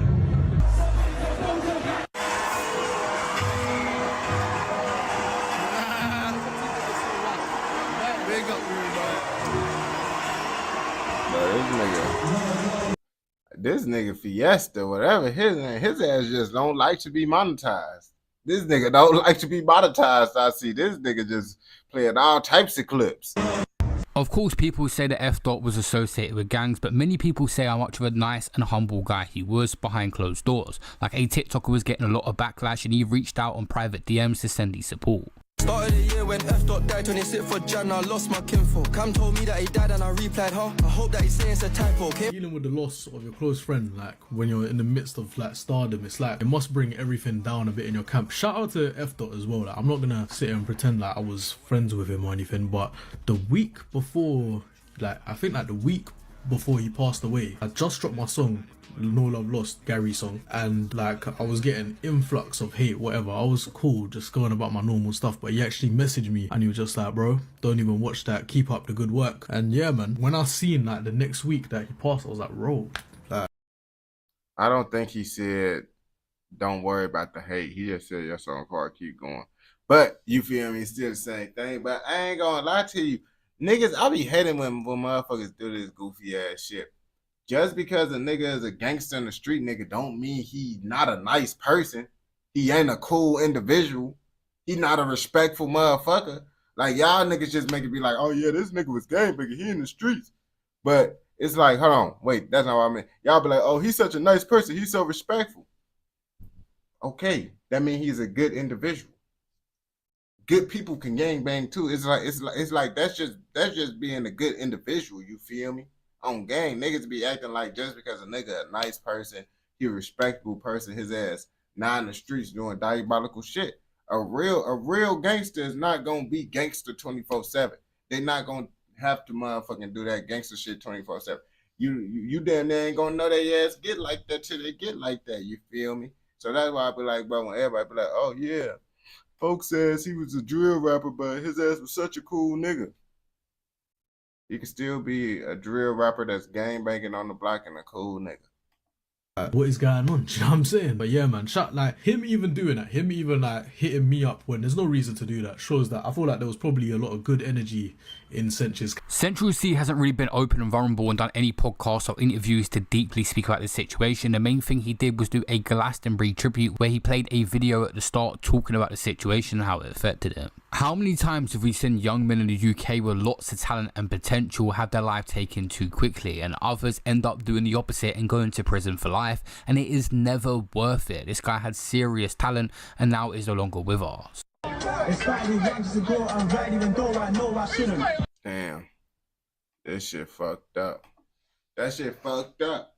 He was one of Central C biggest supporters, and he not even here to see Central C when he going through his motherfucking peak right now. It's fucked up, but you feel me? Shit, how the fuck y'all niggas ain't find out what the fuck happened to Birdie, bro? Like, how the fuck y'all niggas ain't find out, bro? Because it's like, the nigga ain't really tell us nothing for real, but the nigga got killed, and Central C became successful.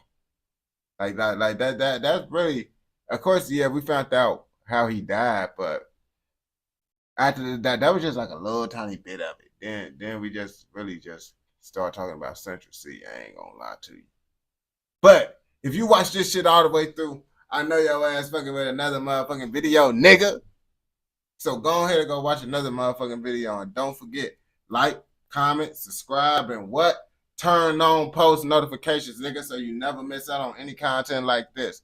Go. Let's go. You already know.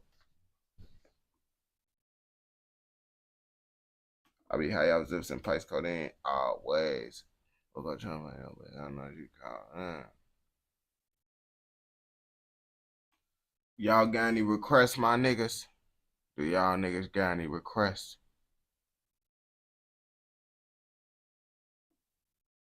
Well, while y'all put y'all requests in, nigga, I'm finna watch this 11-minute video. Well, we finna watch this 11-minute video about why gangster rap is officially dead. Do I really want to watch this shit? I guess we'll watch this 11 minutes. The era. Yeah, niggas. And put in y'all requests, nigga. So I can know what the fuck y'all trying to, you feel me? What y'all trying to watch in that bit, niggas. But make sure them bitches ain't long. Don't get that bitch long as hell, bro. You feel me? Perfect time is really less than 20 minutes, nigga. If that bitch less than 20 minutes, send that shit our way. And that longer shit, bro.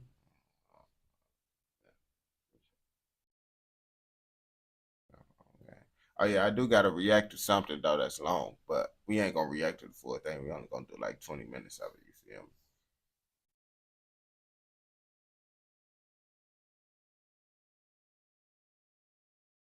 Okay, watching my videos, gotta hear it, so I could pull the video from who has it, Lord.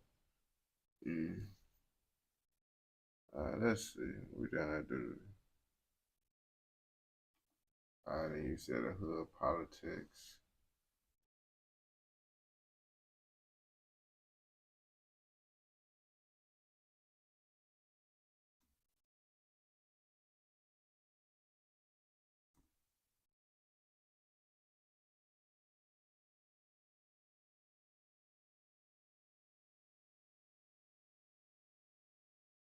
Do something about.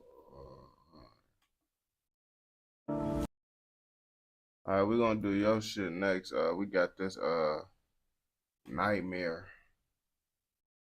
He from Cali. Wait. Story of the Infant Nightmare. Alright, my niggas. Them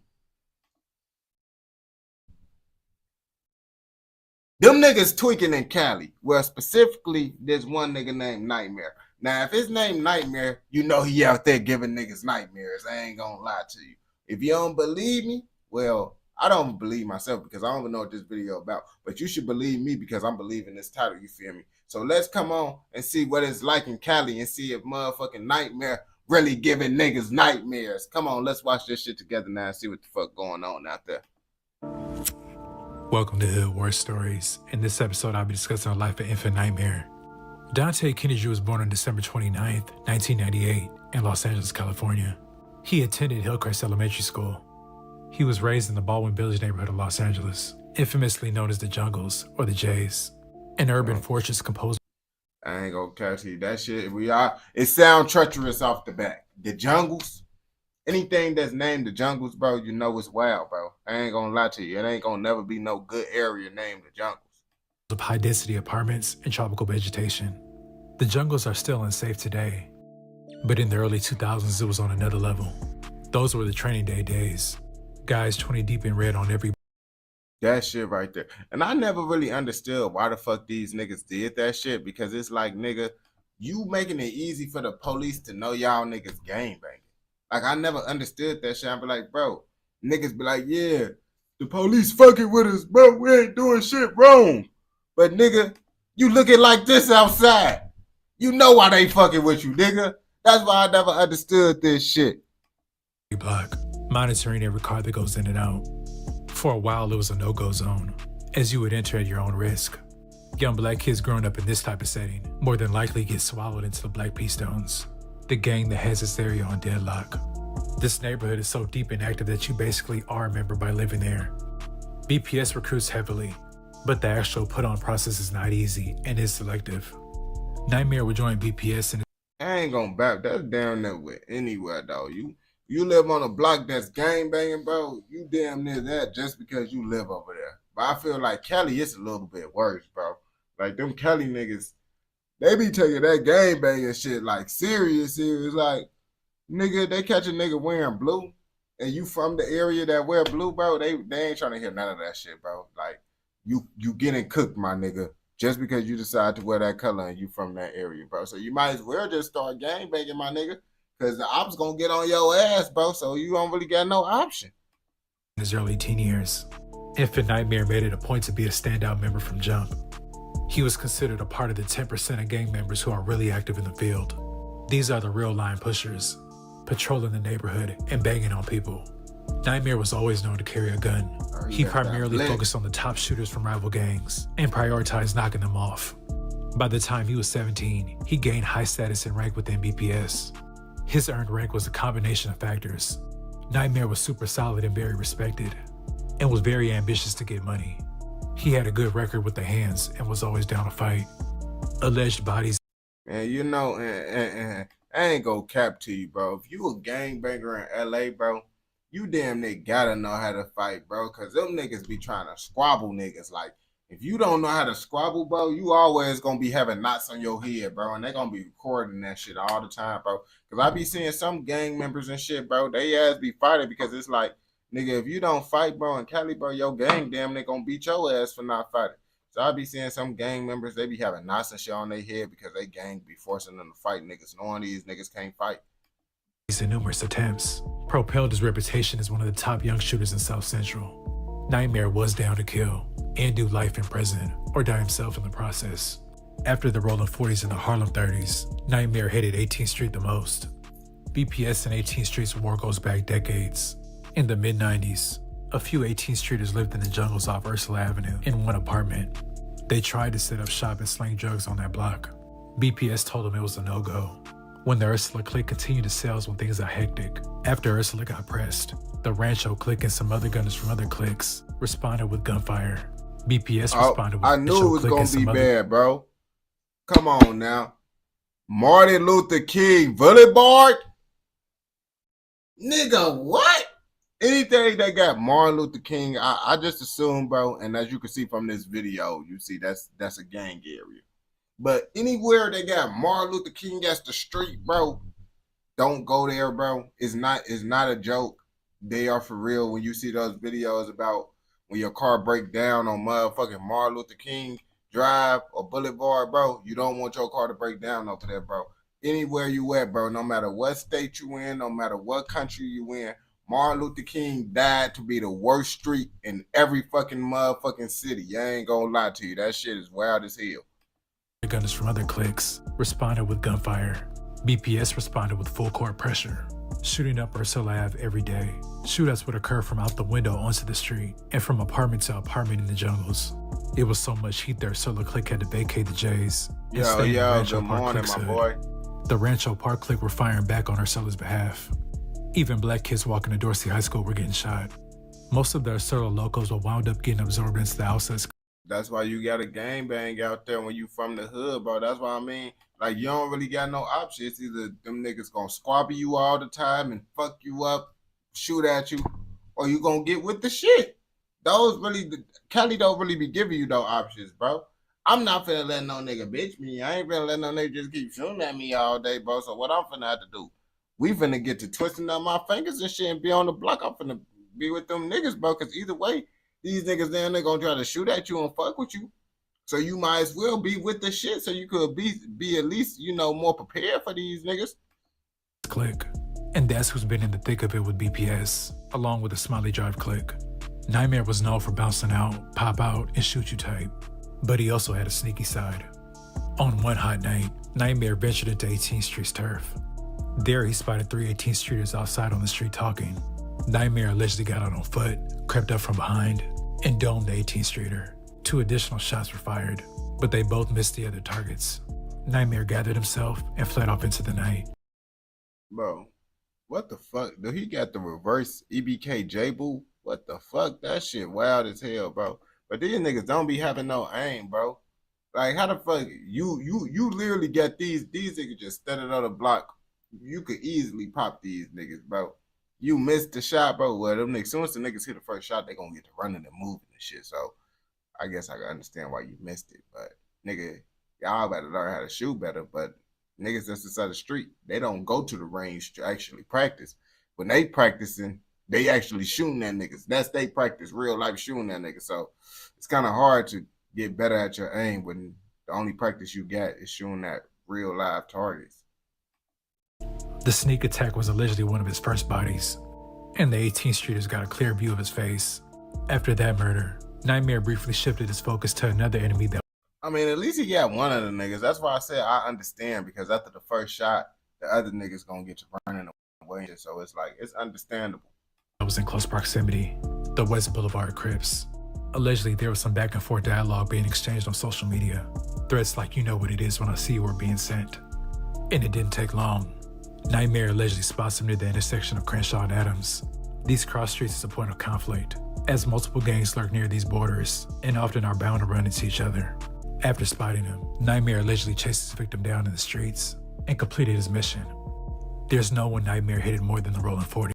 Okay, I'm starting to understand why the fuck they calling this nigga Nightmare, bro, because this nigga down there might really be giving niggas nightmares for real, bro.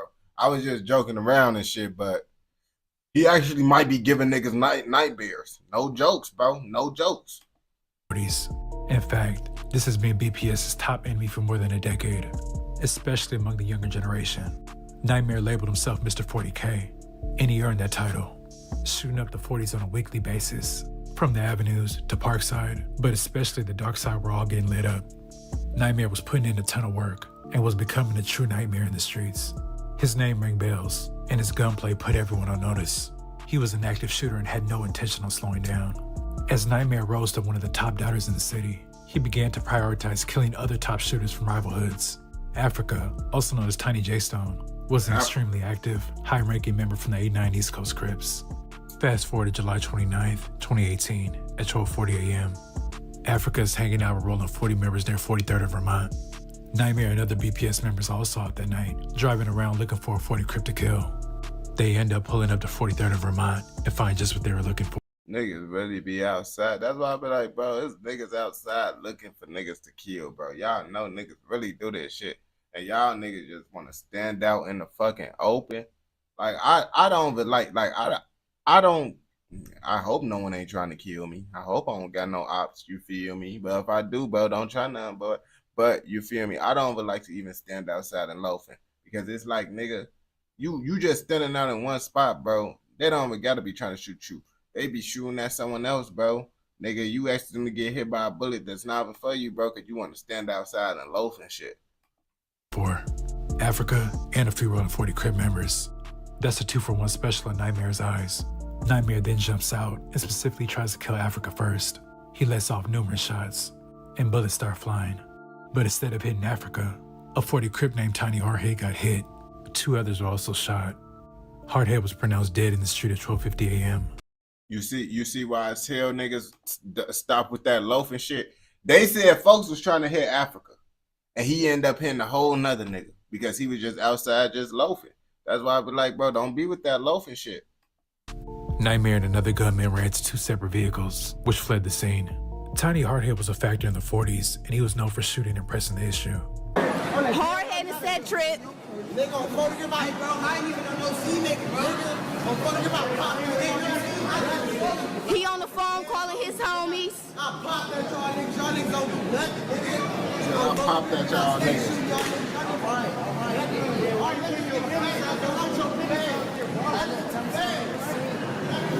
It's 4 of y'all though. It's only 3 of them. Which I need a burner cut. We don't got. She said, it's 4 of y'all. You see, I ain't gonna cap to you. Those are the type of females, bro.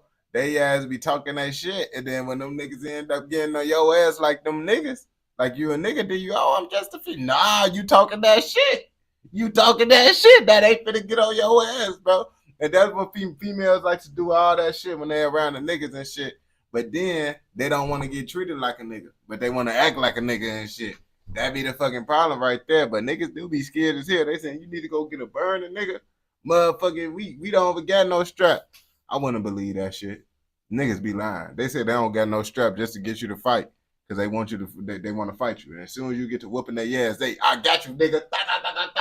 Tricked you, nigga, on gang. I got my pipe.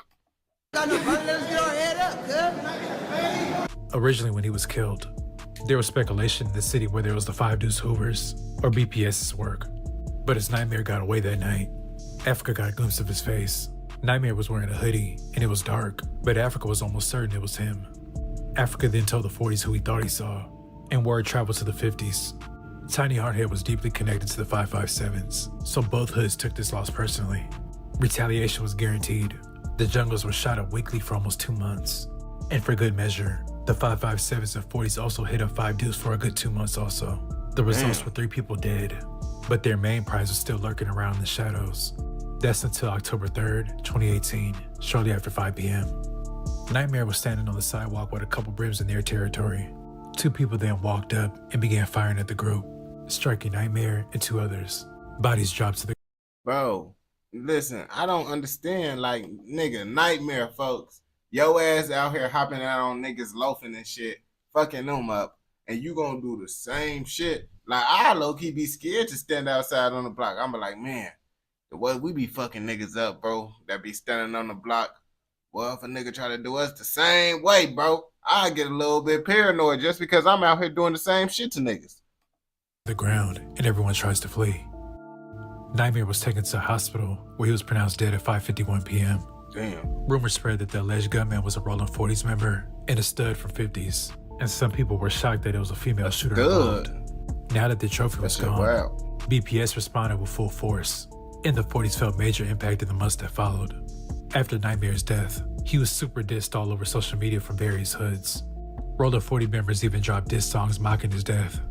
That's a clear indication of how much of a problem he was in the streets. The top shooters usually don't last long. The common outcome is either early death or life in prison.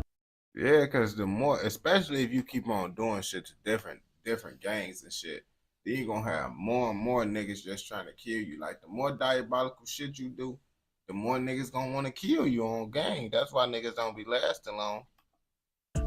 BPS is still honoring Nightmare to this day.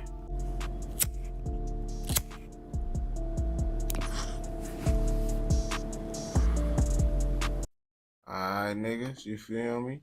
Now y'all know that Nightmare was really out here giving niggas nightmares. Folks was really like that, crashing out for sure. Now you know how they get it in Cali. But if you watch this shit all the way through, nigga, I know your ass fucking with another motherfucking video. So go ahead and go watch another motherfucking video. And don't forget, like, comment, subscribe, and what? Turn on post notifications, nigga, so you never miss out on any content like this. Go! Let's go. Y'all said, Lloyd Avery.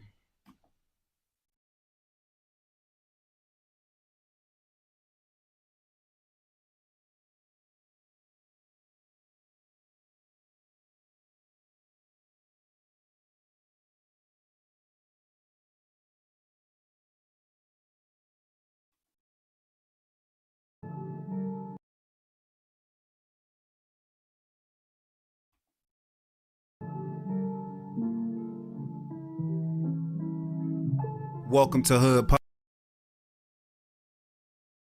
Politics. In this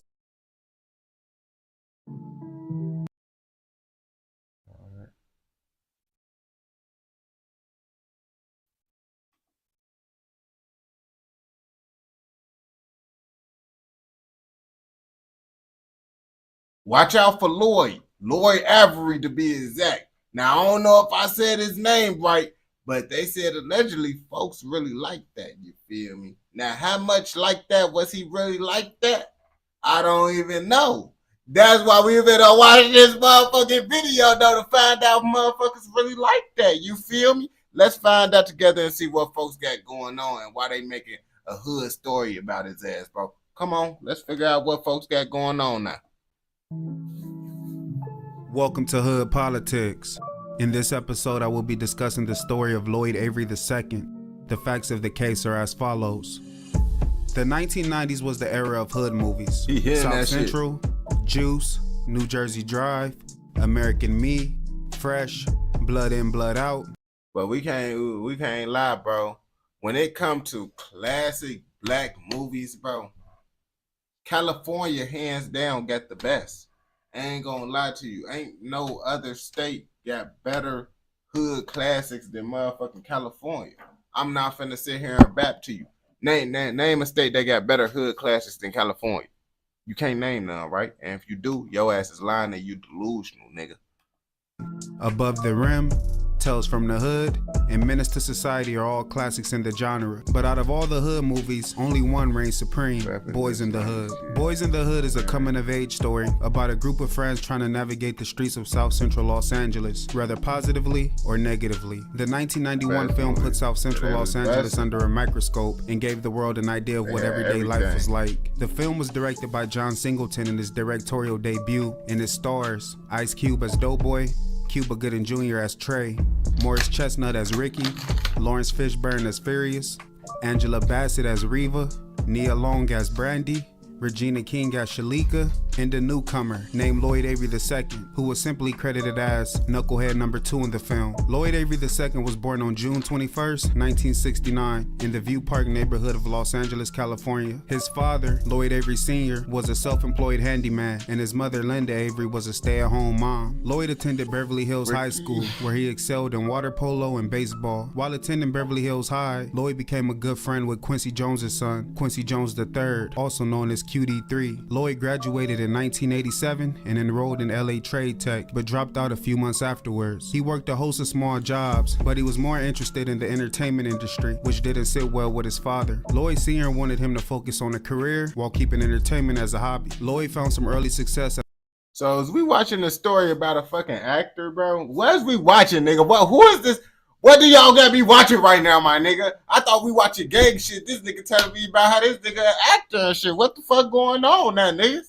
As a producer on Tisha Campbell's song Push. Around the same time, he landed a major role in the classic film Boys in the Hood. Lloyd played a blood gang member known for This is who I thought it was, but I didn't want to sound slow. I be like, I knew this nigga. I was gonna say with the picture first, I be like, ain't this nigga a fucking actor? That's what the fuck I was gonna say. I be like, nah, bro, that's gonna sound stupid. Lots of niggas do look alike, especially back in the day. But I was right. This is why you need to speak your mind, pussy, on game.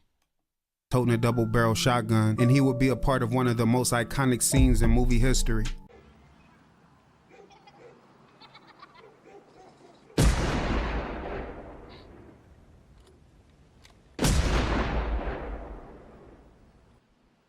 Shortly after Boys in the Hood, Lloyd landed a role in the 1992 episode of the TV show Doogie Howser MD, where he played a character named Red. John Singleton became fond of Lloyd and would even attend fish fries at the Avery home. Singleton went on to cast Lloyd and Lloyd's brother Che in the 1993 film Poetic Justice, starring Tupac Shakur and Janet Jackson. But Singleton and Lloyd's friendship would turn bitter at the film's premiere. After the like that's what I'm trying to figure out. What the fuck is going on in this shit? Like, who the fuck requested this shit, bro?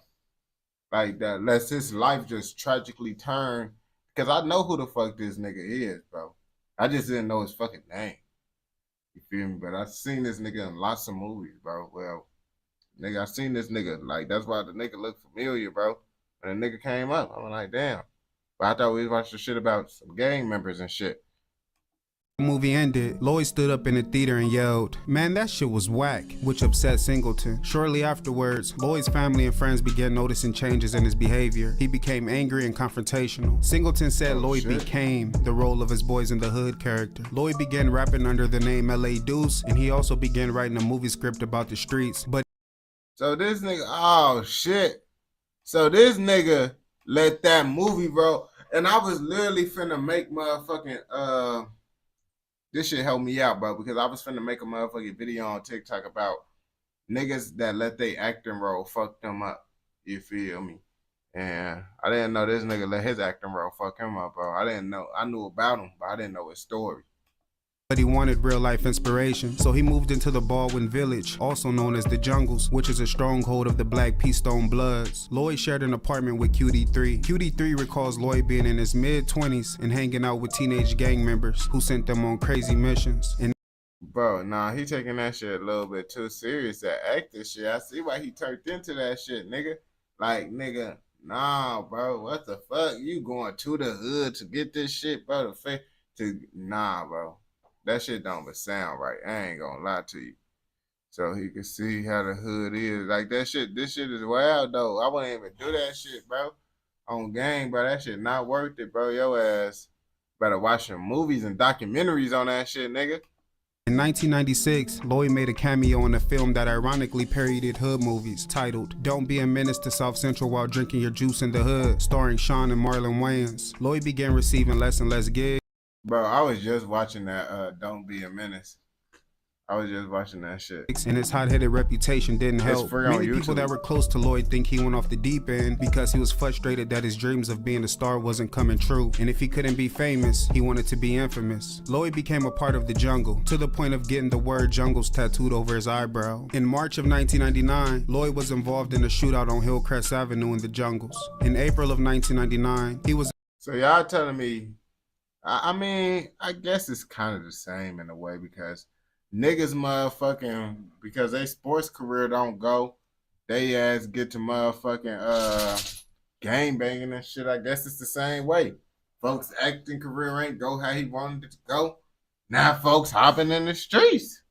Involved in an argument at an Islamic center near the jungles. At around 11:30 that night, Lloyd threw a concrete water meter through the window of the center and a shootout ensued. Lloyd continued to spiral out of control, but after constant conversations with family and friends, he decided to clean up his act. He started distancing himself from the gang and began the process of getting his jungles tattoo removed. Lloyd fell back into acting and landed a role in the 2000 film Lockdown, starring Master P.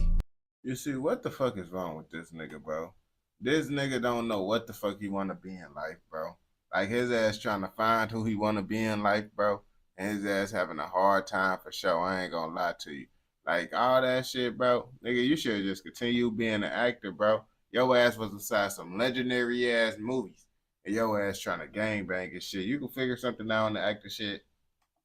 Richard T. Jones, Clifton Powell, and DeAndre Bonds. Lloyd played a character named Nate. Lloyd wasn't happy with his role as a drug-addicted snitch, and he would go on tirades through the halls voicing his disdain, which made the set very uncomfortable to work on, according to his co-stars. Shortly after wrapping Lockdown, Lloyd landed a role in the 2000.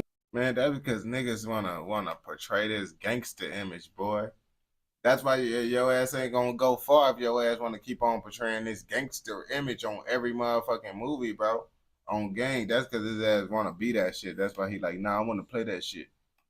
One film Shot, starring Brandon Carrere and Trent Cameron. Lloyd played a character named G-Rod. The director of the film, Roger Roth, said that Lloyd was a great talent and he nailed his audition, but he went on to say that Lloyd's on-set antics were disappointing. He smoked weed near child actor trailers, he started a fight with the gang, and he even stole a car. Lloyd told Roth that he was having a hard time being recognized. He said some people recognize him from Boys in the Hood, and other people recognize him because they think he may have killed their brothers. Around this time, Lloyd's past caught up with him when LAPD officers chased him down and charged him with the unthinkable. On July 1st, 1999, at around 4 p.m., Lloyd was at a shopping center near the jungles when he was involved in an argument with a woman named Annette Lewis. Lloyd pulled out a gun and shot Lewis 5 times. He then shot a man named Percy Branch in his arm and in his stomach. Lewis died shortly afterwards, and Branch died a few weeks later on July 20.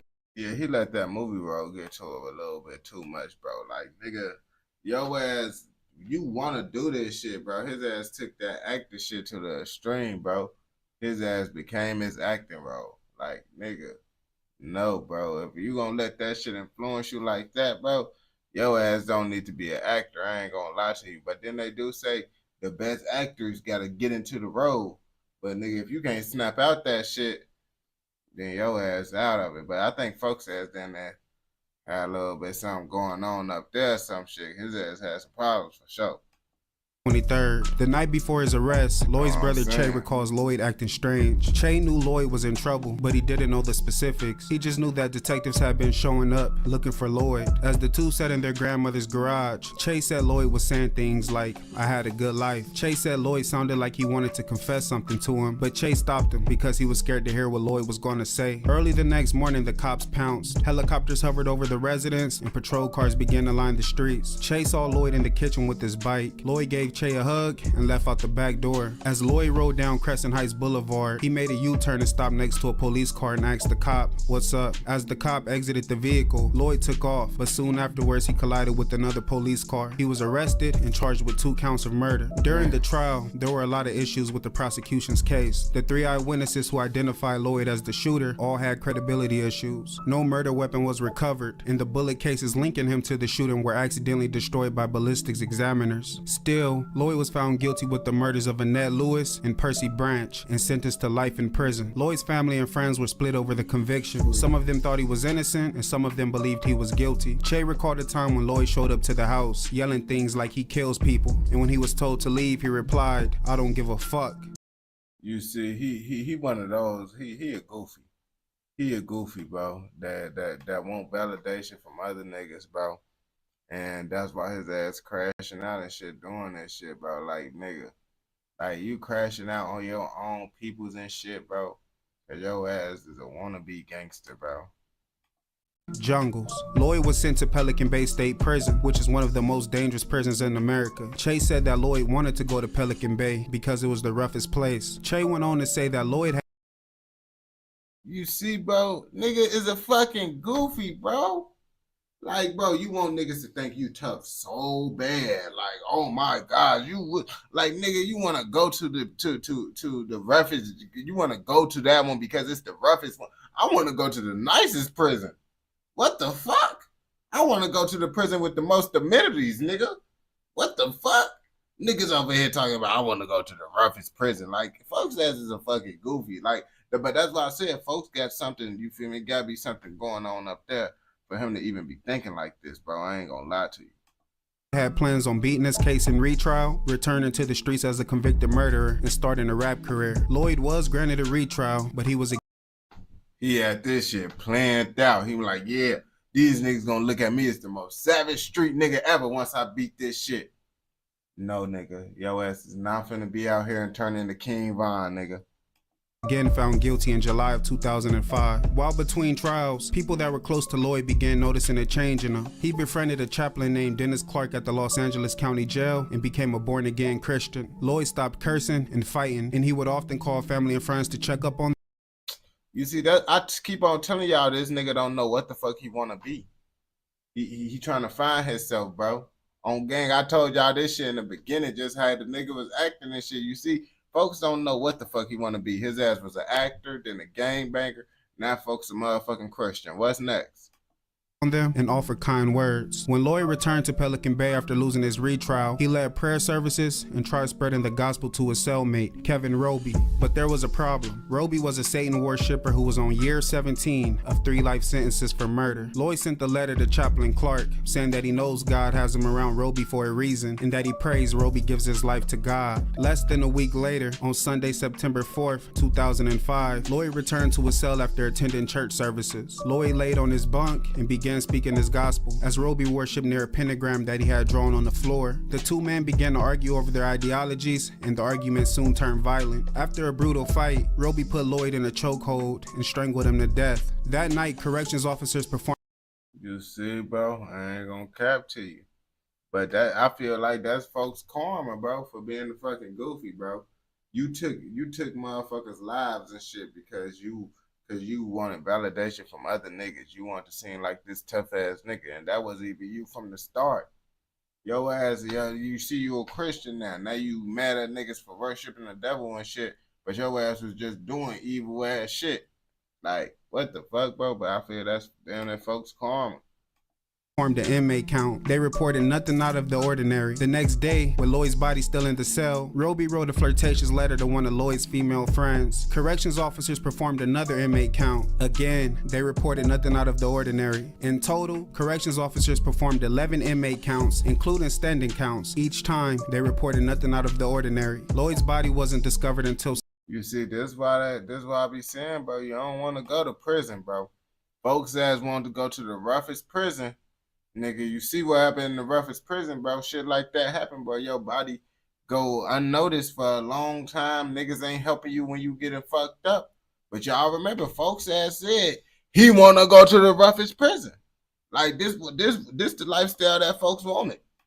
September 6, 2005. Roby laid Lloyd's body on a pentagram and performed a satanic ritual. At 11:55 a.m., a correction officer entered the cell and witnessed the gruesome scene. Roby was handcuffed and Lloyd's body was taken to the infirmary. CPR was administered for 10 minutes, but Lloyd's body was already decomposing. According to Bro.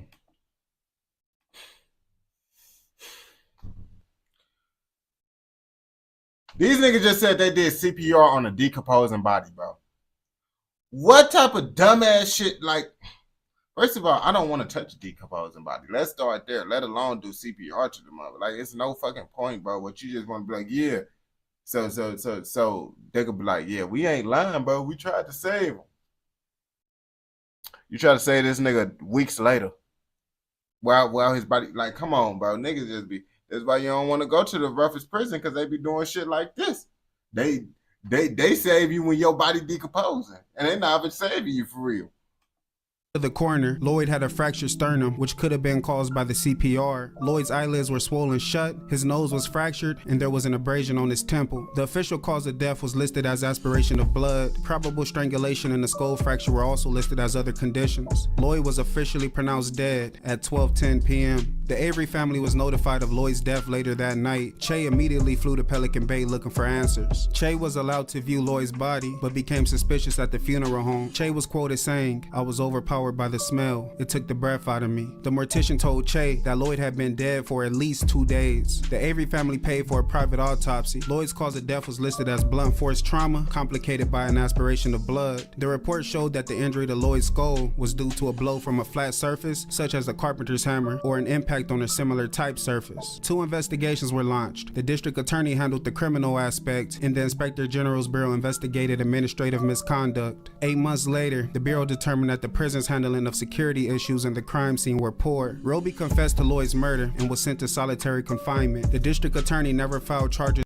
You know, this an evil motherfucker. He don't give a fuck, bro.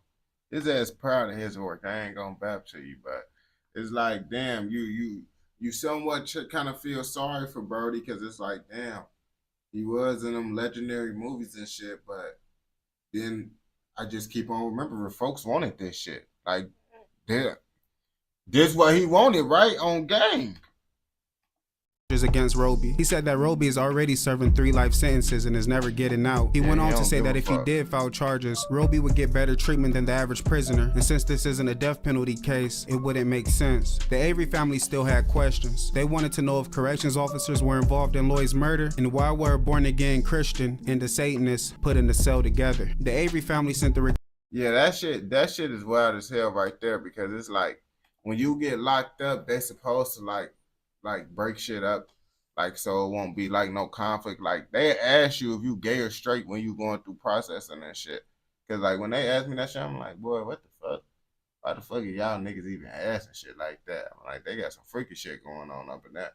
And they be like, nah, bro, we just gotta ask this shit to make sure niggas don't be inside the wrong spot and shit. You feel me? If niggas get fucked up for doing certain shit, you around a certain type of people. Request to the Attorney General's office and asked him to investigate Lloyd's murder. The Attorney General has the power to supersede the local district attorney. The Attorney General told the Avery family that they would give the district attorney discretion over the case, but they would review the case once the district attorney made a decision. Till this day, the case remains at a standstill. Che found the movie script that Lloyd was working on. The script told the story of a character named L.A. Deuce and details his experiences on the streets and in jail. The script was titled Jungles. I want to thank you guys for tuning in. Please. Damn. I didn't even know, bro. I seen this nigga so many times, bro, and I didn't know he did all this diabolical shit. I thought he was just, honestly, bro, I damn near thought he was just some old head living a good life like motherfucking Ice Cube and Snoop Dogg and all them other niggas and shit. This shit crazy as hell, man. I just learned something new, bro. I'm finna tell my mama gonna be like, I knew about that shit. You didn't know, you young little nigga. I'm sorry. But if you watch this shit all the way through, I know you fucking with another motherfucking video, so go ahead and go watch another motherfucking video, nigga. And don't forget, like, comment, subscribe, and what? Turn on post notifications, nigga, so you never miss out on any content like this. Go! Let's go. Fuck is you talking about? All right,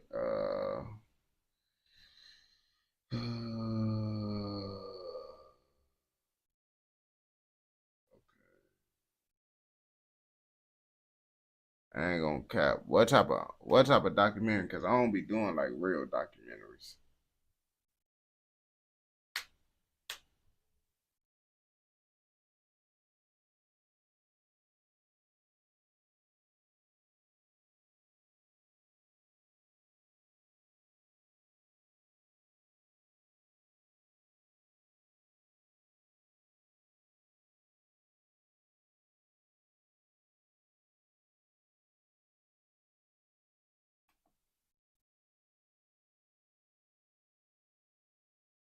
Boy, that shit, I told you about this long shit, boy. That shit, 41 minutes.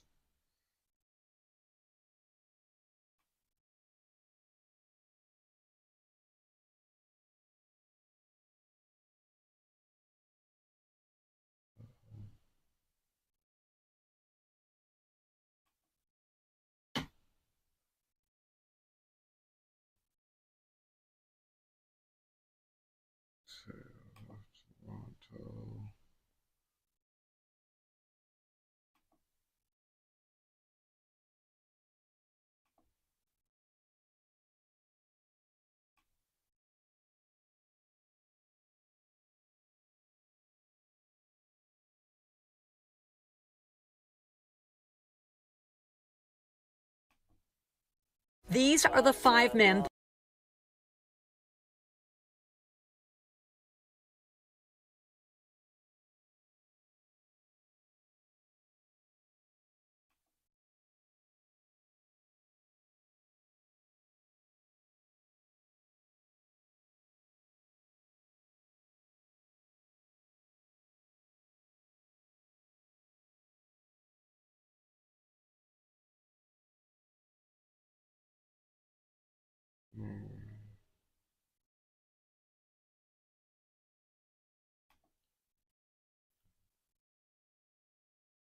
A chunky nigga tweaking.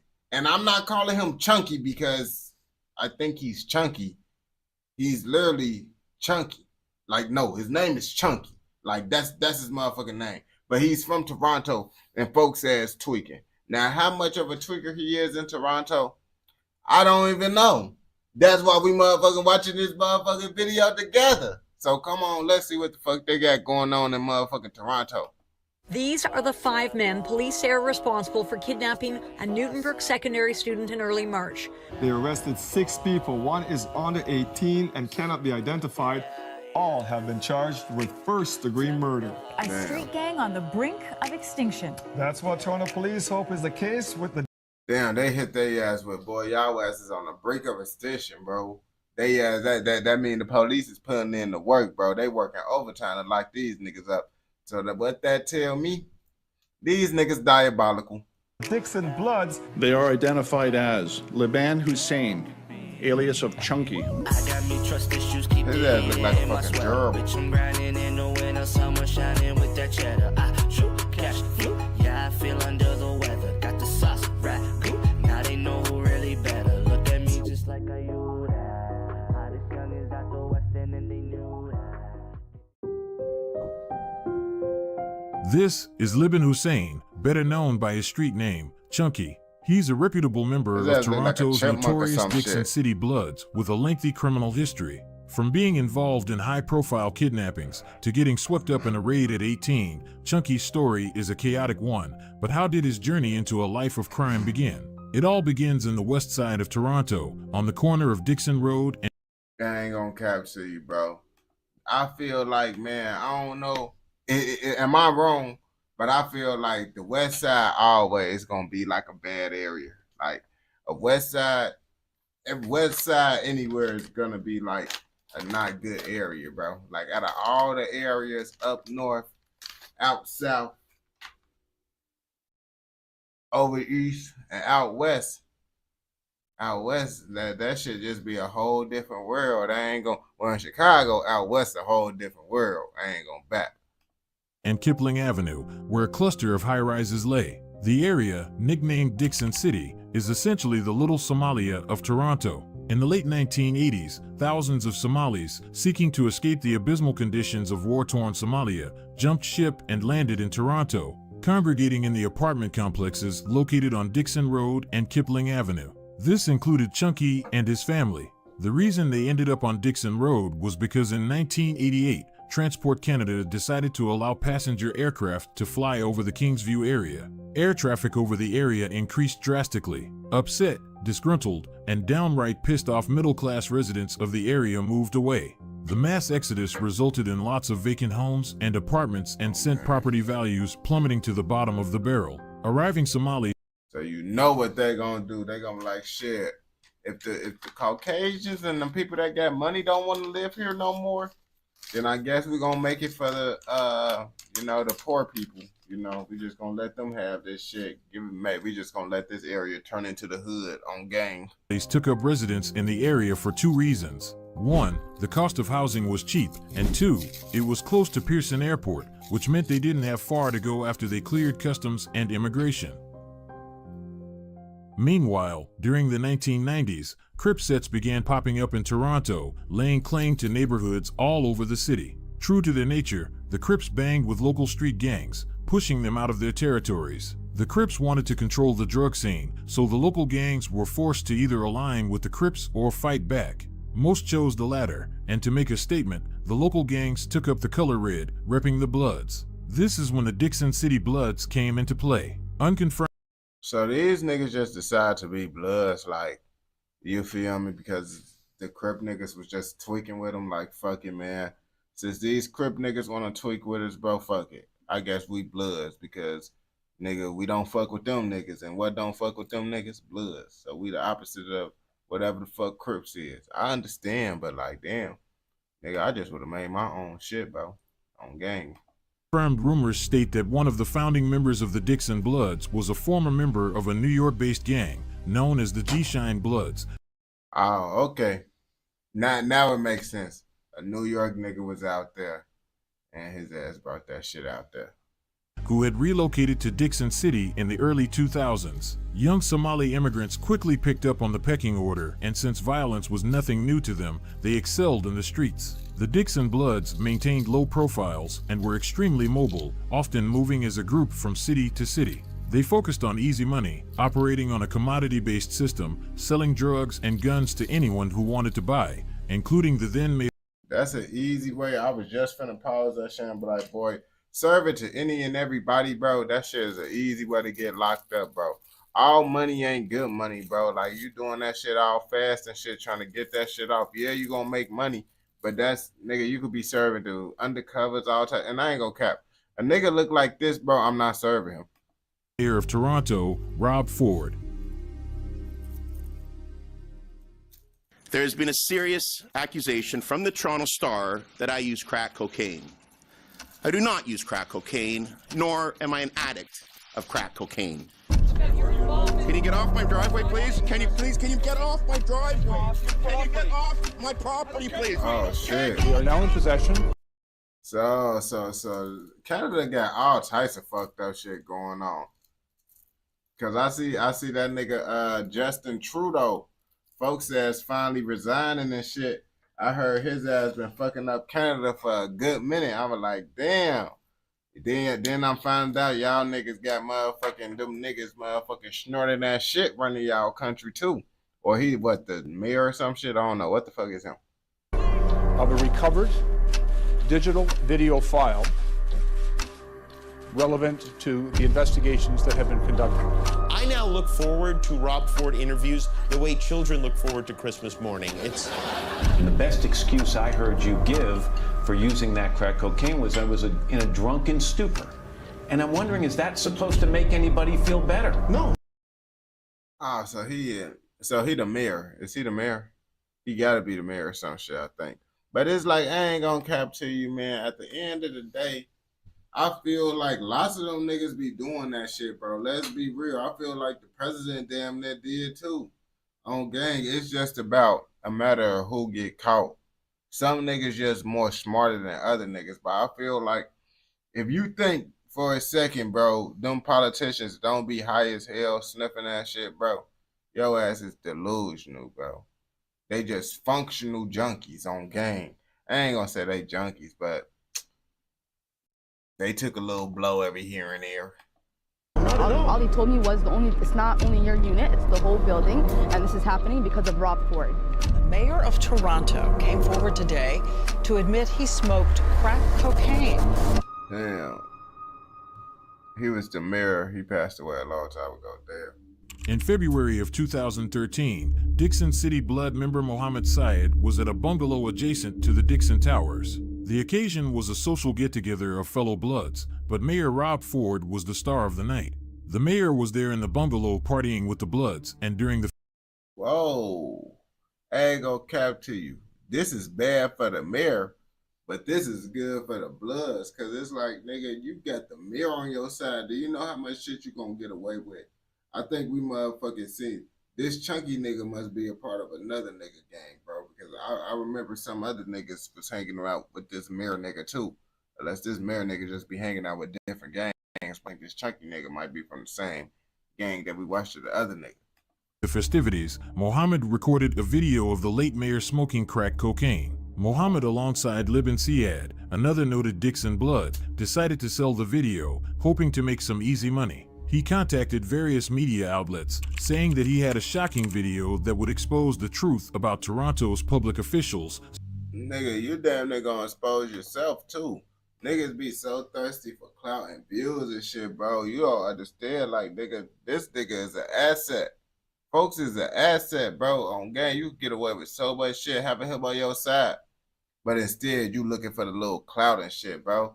That would be wrong with niggas. Specifically the mayor. Media Network, the Gawker, naturally tried to buy it, putting together $200,000 to purchase it, but the transaction never took place. Unsurprisingly, rumors of the video leaked. When asked point blank about it, Mayor Ford denied it, as did his public relations people, but the rumors kept circulating and the public began screaming for an investigation. Under heavy scrutiny, Toronto police launched Project Brazen 2, which was charged with investigating the mayor and his close friend Alessandro Lisi, who was accused of purchasing drugs for the mayor and extorting Mohammed and Libin in an attempt to recover the infamous crack video. Project Brazen 2 allowed for wiretaps to be placed on 11 associates of Mohammed Syed, all of whom had ties to the Dixon City Bloods. The data obtained from them was immense, and it marked the beginning of what came to be known as Project Traveler, a mass raid targeting the Dixon City Bloods. You see, all this shit happened because they goof ass wanted attention. Y'all goof ass wanted to get attention and expose, well, not attention, just get money off of exposing motherfuckers and shit. And now you just expose yourself. Congratulations. Fucking goofies, bro. You see, that's why y'all should have just left the shit alone. But now you forced the public to find out. Now the public forcing them to investigate the nigga. You know the nigga got some shit to do with y'all.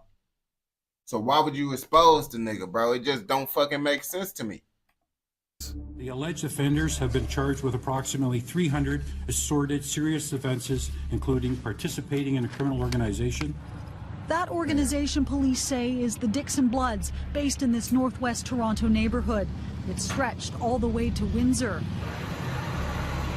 Police moved in early yesterday morning in both cities after more than a year of investigating. 28 men and women were arrested. More arrests, they say, are still to come. The crime situation and the potential for violence has not been completely eradicated. Yesterday, everyone was brought to this courthouse, including some familiar faces. 2 of the men in this now infamous photo were charged. A judge has already said one of them, 19-year-old Mohammed Khatak, is not getting bail. I can't talk about what my clients told me, and the Crown hasn't given me any information about the connection with Rob Ford. Police are also refusing to confirm or deny a link.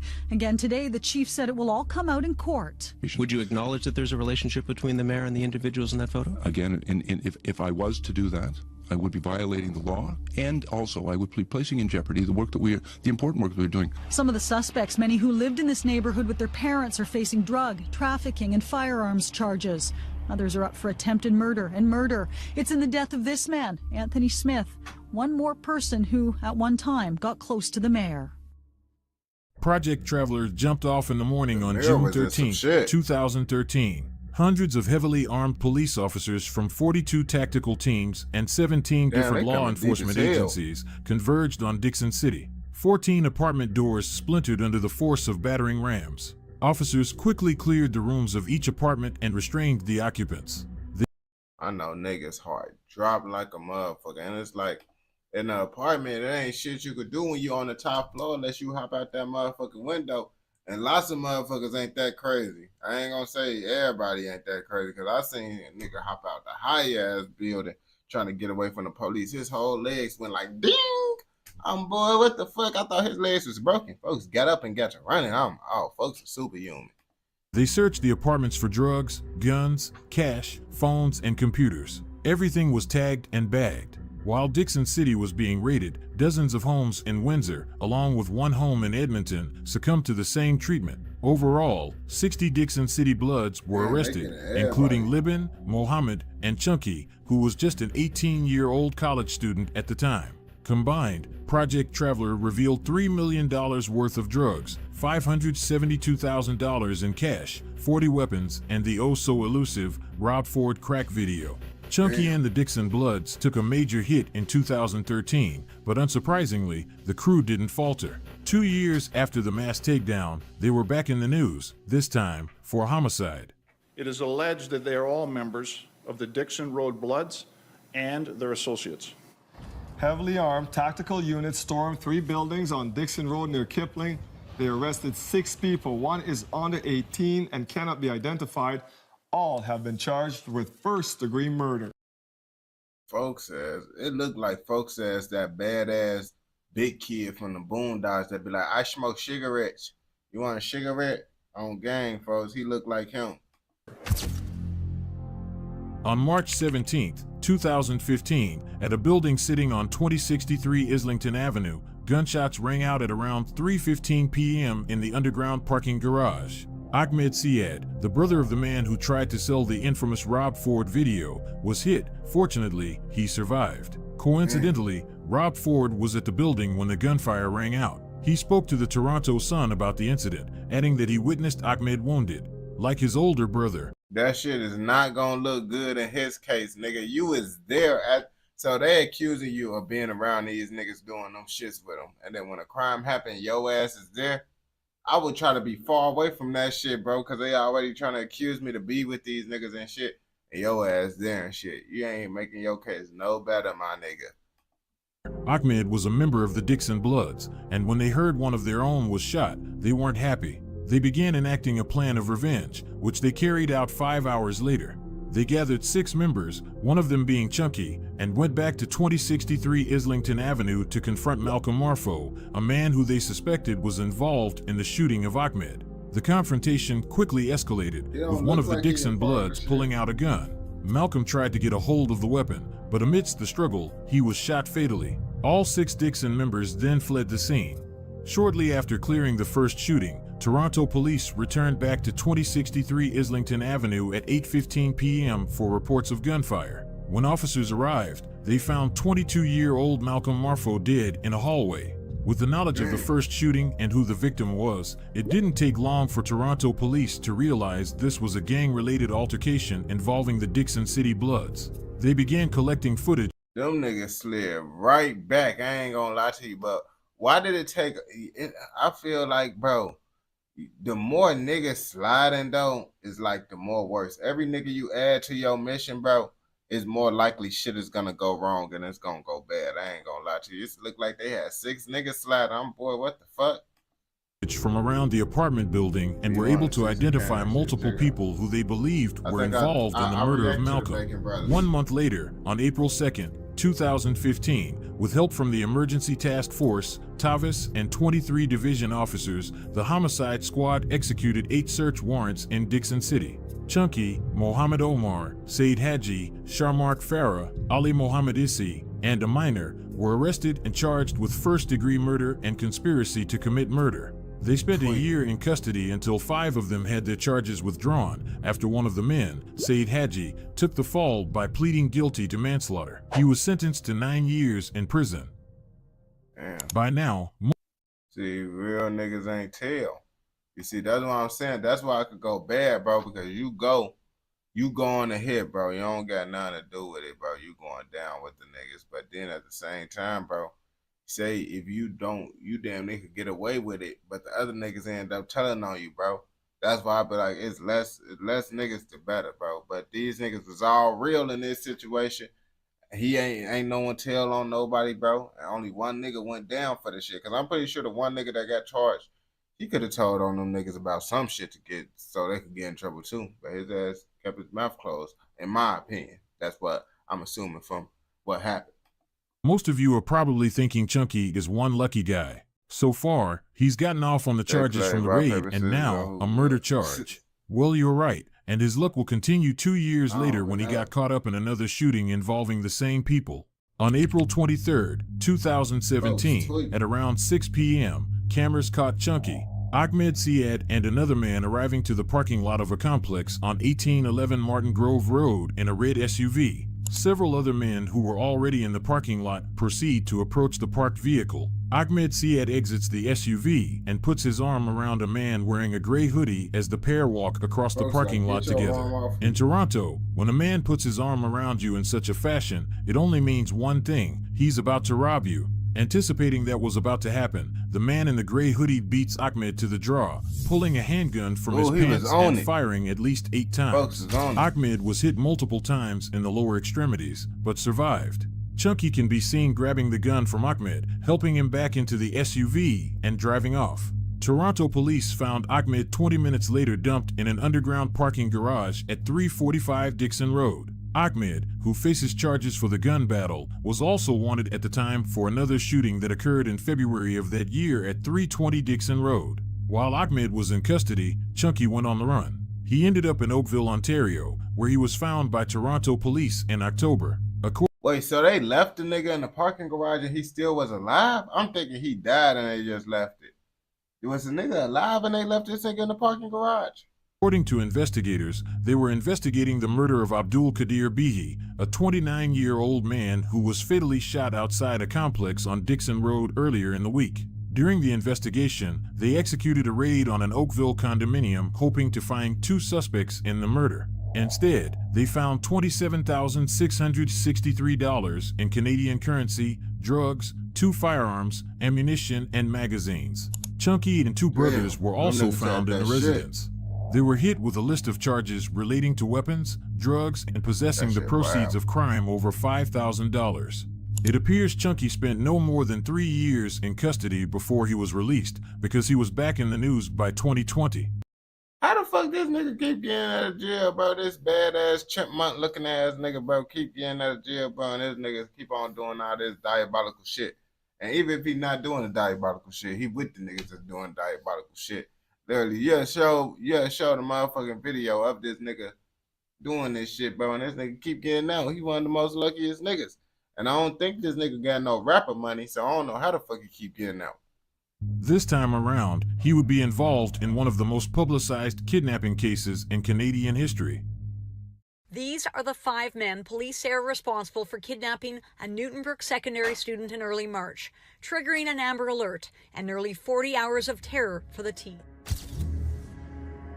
These niggas tweaking. Olalekan Asakoya worked as a drug and firearms courier for a mid-level Toronto drug dealer by the name of Scott McManus for $10,000 a month starting in the summer of 2018. Asakoya, upset because he wasn't paid on time, or not at all by McManus, conspired with another drug courier to steal a drug shipment last summer. Asakoya obtained 90 kilograms of cocaine in London, Ontario, equaling nearly $4 million, but when he met his accomplice, he was robbed at gunpoint of 75 kilograms of the haul. Asakoya fled with only 15 kilograms of cocaine and went into hiding, but McManus believed he stole the entire amount. McManus, who was in— Yeah, you gotta go into hiding when you take it. I feel like when you taking anything, when you dealing with that white shit, bro, it's crazy, bro. That's the type of shit that niggas chop your ass up and send you to a different location for playing around with that shit, bro. Like, I ain't gonna lie to you. That's some shit you gotta go into some hiding if you taking some shit like that. Cause niggas that's moving shit like that, they be serious when you play with them. In the middle of the criminal organization's hierarchy, was responsible for the cost of the stolen stash. The disgruntled dealer visited Asakoya's parents' home, hunting for him, and later dispatched henchmen to break into Asakoya's and his girlfriend's homes. Later, Asakoya discovered that McManus put a $400,000 bounty on his head. That plan failed as well. McManus then devised a plot to kidnap Asakoya's 14-year-old brother to force the drug thief to return the shipment and save his sibling. In the morning of March 3, 2020, the kidnapping plot went into action. 5 men, Scott McManus, Samir Abdelbeder, Hamed. Why do he got gray hair? Is this nigga an old nigga or a young nigga, bro? I don't know, bro, because it's like he look young, but then folks got this gray hair at the top, bro. What the fuck is going on, bro? And then folks says he just look fucked up. He high as hell. Shanawaz, Suleiman Nassimi, and Chunky used 3 vehicles, a stolen black Jeep Wrangler, a Mercedes, and a Chevy Tahoe to execute the abduction. Just before 8:30 a.m., the 5 men located Asakoya's brother, 14-year-old Shama Joleami, in the Driftwood Avenue and Finch Avenue West area walking towards Newtonbrook Secondary School where he was enrolled. They pulled up beside him and dragged him into the Jeep Wrangler. After receiving calls from the public who reported hearing. And this why you don't run off on the people that get that white stuff. This is the reason right here. I just told you. You play around with them people. You run off hiding. These type of niggas. Okay, we're finna get your family members then. It get that deep when you playing with that white shit. Shama yelled for help as he was being dragged into the vehicle. Officers from 31 Division immediately acted by launching an investigation. With the lack of information at the time, officers were unable to locate the suspect vehicles, which made their way to a barn in Brampton, Ontario. In the meantime, officers managed to connect the 911 calls they received in the morning to the abduction of Shama, after his parents contacted them 9 hours after the kidnapping when he didn't show up home after school. His parents should have been notified by his school of his absence by 11 a.m., but his teachers did not input attendance data correctly. Toronto District School Board. Yeah, schools don't really be don't be doing that shit sometimes. Like sometimes they do, because I got away with lots of shit. Like me, I used to be skipping school, not doing shit, bro. Well, I do it smart because it's like I go up in that bitch, even though, but certain classes you get attendance for every class, so it's like kind of weird. But I come to that bitch and then I like leave out and shit, like doing like passing periods when it's a whole bunch of motherfucking people and shit crossing through. That's when I leave out that bitch, bro, and I'll be gone, bro. And then I come to school late as hell too, cause my OG has to go to work and shit, and she leave out before me, so motherfucker, I just didn't go to school. And if she stayed late, what I do, I act like I'm finna leave. I just go wait around till her ass leave out. Till all the guys, my OG gone, we just smoking shit out my motherfucking garage, because my house was the closest to the school. Like my homie would literally take the school bus to the school and then walk to my crib, how close it was, that we just smoking shit out my garage. And the schools, they didn't call and say shit. Sometimes they did. Suspended 5 teachers for the screw-up. Things quickly escalated when Asakoya was called by his kidnapped brother on Snapchat. He was blindfolded, naked, and in the background were his kidnappers. Asakoya was warned by the kidnappers he'd better return what he'd stolen or... Why does he have to be naked though? Like that's a little bit too freaky. Like, nigga, you didn't have to make him be naked. I don't want to see no naked kid. I don't. Not no straight man on gang. Like I feel like he understand how serious it is just by you having his peoples. I don't think you had to add the nakedness onto it. Or his brother would die. Before fleeing the province, Asakoya broke the news to his father, who contacted police again. Understanding the severity of the situation, Toronto police took a unique step by having Steve Watts, the head of their organized crime unit, step in front of news cameras to make a plea directly to the kidnappers. I appreciate high-level cocaine business, the situation that faces them, but he's a 14-year-old innocent child. He is not a part of that business, not a part of that lifestyle. We would encourage those who took Shama to drop him off in a safe place, Watts said. 24 hours later, officers finally got a break in the case. The black Jeep Shama was forced into was traced by police through a combination of surveillance video, CCTV, and highway transponder readings. It was located at 10 p.m., burning at forks of the Credit Provincial Park in Caledon, Ontario. Soon after, police obtained emergency wiretaps which traced communications between the kidnappers and the family of Shama. This helped officers pinpoint the 14-year-old's location to the barn house in Brampton. Nearly 40 hours after his abduction, at 10:20 p.m., Shamma was found safe in the abandoned barn. He was alone and in a disheveled state, freezing cold, wearing construction clothes. Shamma was given medical attention and reunited with his family later that night.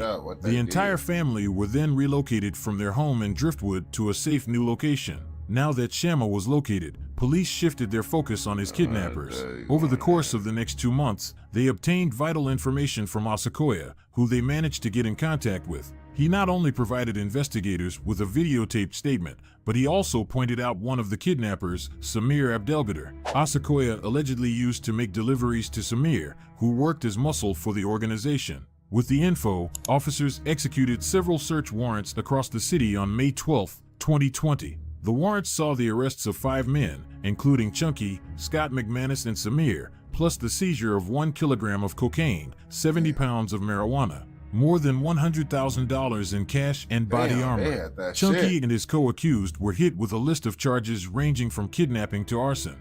And just like that, the near 2-day kidnapping ordeal was over, but Chunky's trouble in the streets of Toronto was just beginning.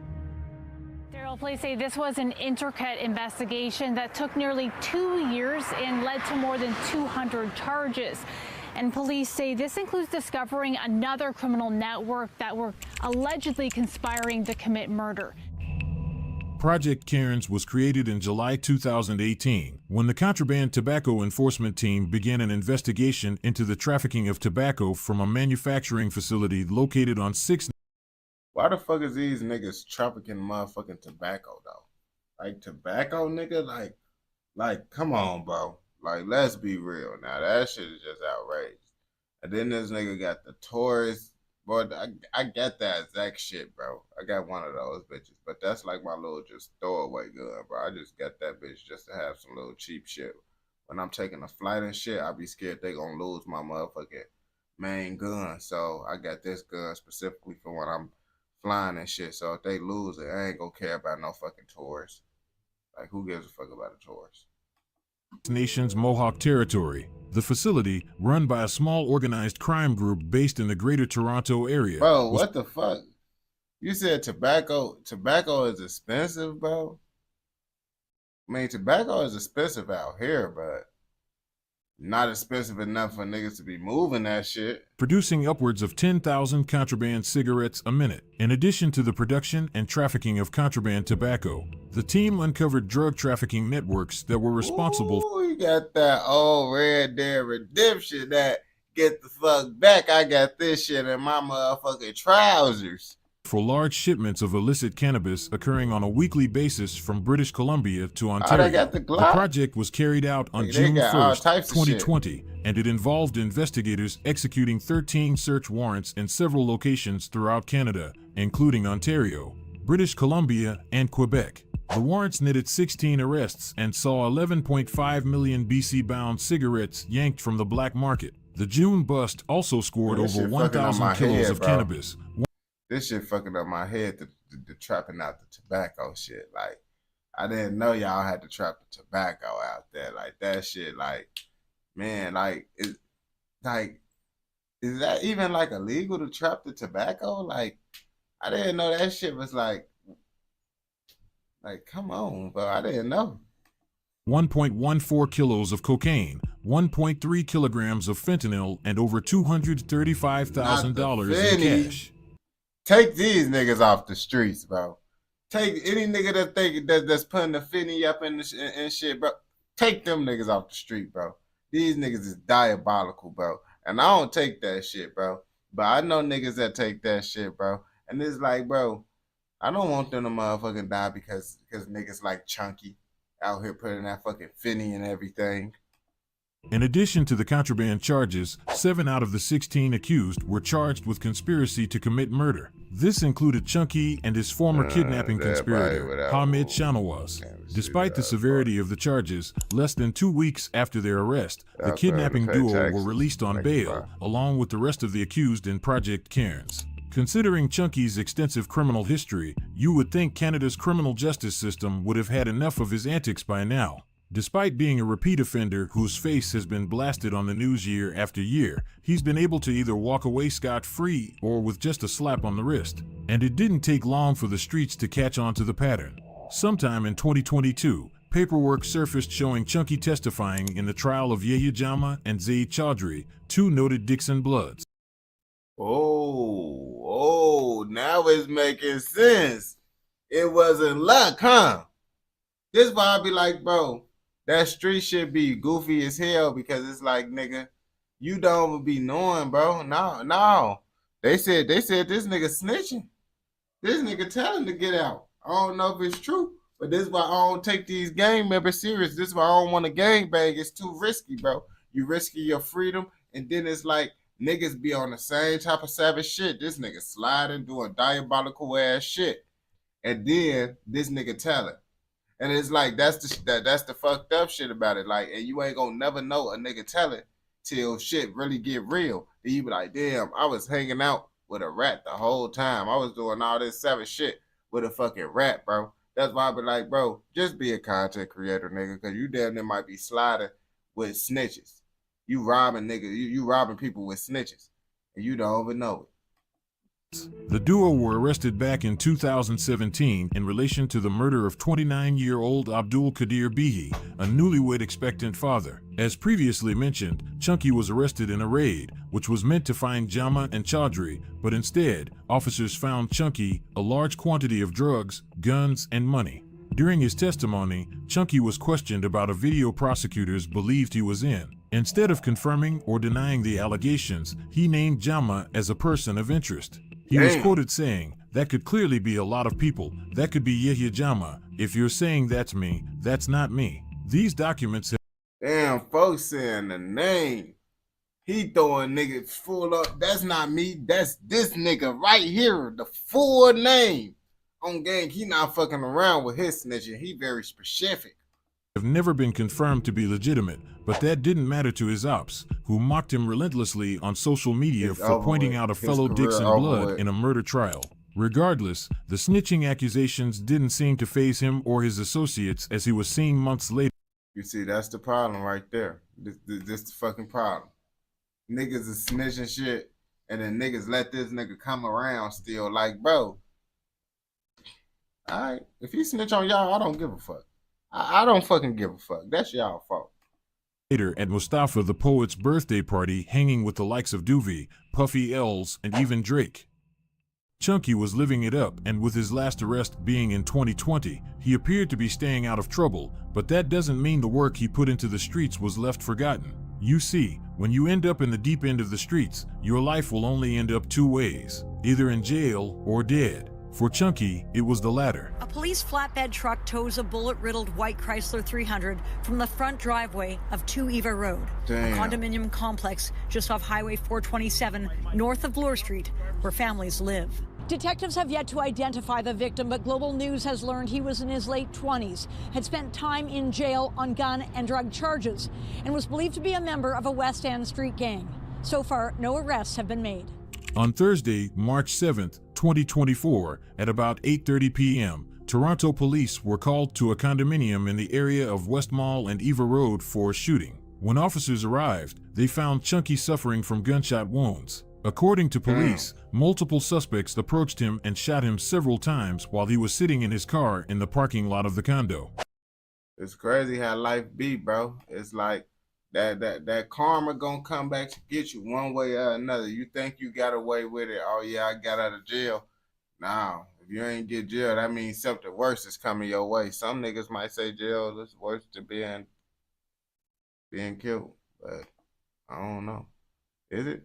No, I still want to be alive. He was taken to hospital, where he later died. The 29-year-old Dixon Blood was Toronto's 13th homicide victim of 2024. As blunt as it may sound, Chunky's criminal career went longer than it should have. It lasted 11 years, and throughout that time, he created a lot of enemies, with some even from his own block. Shortly after Chunky's death was announced, 11 years though, bro? Like, yeah, bro, 11 years of doing diabolical shit, and you keep on getting good luck, something bad is bound to happen. I ain't gonna lie to you. If you keep on getting lucky for that long, bro, you see me, I get bad luck in the beginning, the shit go good. Like, you just getting good luck off the rip, bro, and you doing diabolical, the bad shit gonna happen later down the line. A few of those enemies had a field day on social media. Damn. Some called him a rat, while others put him in a blunt, calling it a chunky pack. That shit that you put in the freezer. Now his name do go good with the shit. His name do like go good with like a diss with the blunt. Like, yeah, this that chunky blunt. Just because it's the blunt fat, chunky, you feel me? You get it. I'm super hot. That shit you put in the freezer. Judging by these reactions, it's clear Chunky was putting in serious work into the streets. Unfortunately, he was too far gone to change his ways. Yeah, folks is not, well, shit. Yeah, he was not changing his ways. 11 years and he still kept on tweaking out, bro. Niggas just, some niggas ain't gonna never change. Niggas, you can't help them. They just they're gonna either be in jail or they're gonna die. Cause certain niggas don't want to change, bro. They say they want to change, but then they end up not changing on game. Cause the first way to change is to get out of that fucking environment. That's the way to make a real change. I ain't gonna lie to you. Not go to a little suburbs 30 minutes away. You gotta move to a whole different state, especially if you're doing 11 years of fucked up shit on game. But if you watch this shit all the way through, nigga, I know your ass fucking with another motherfucking video, nigga. So go ahead and go watch another motherfucking video. And don't forget, like, comment, subscribe, and what? Turn on post notifications, nigga, so you never miss out on any content like this. Go! Let's go. Okay.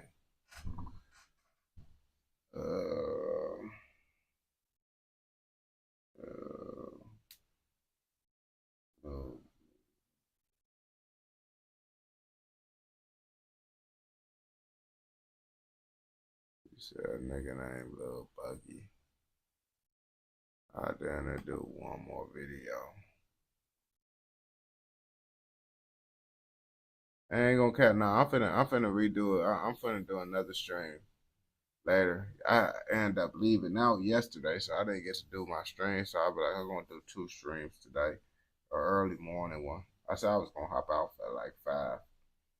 And then I'm going to hop back on a little bit later. I'm not leaving out the house or nothing. Because really the only reason why I don't be getting my streams out is when I leave out the house. That'd be the problem. So, yeah.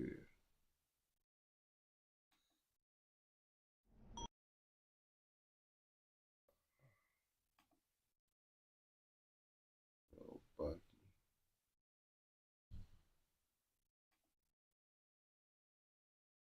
it's always Toronto. They just be tweaking out there. I ain't gonna lie to you.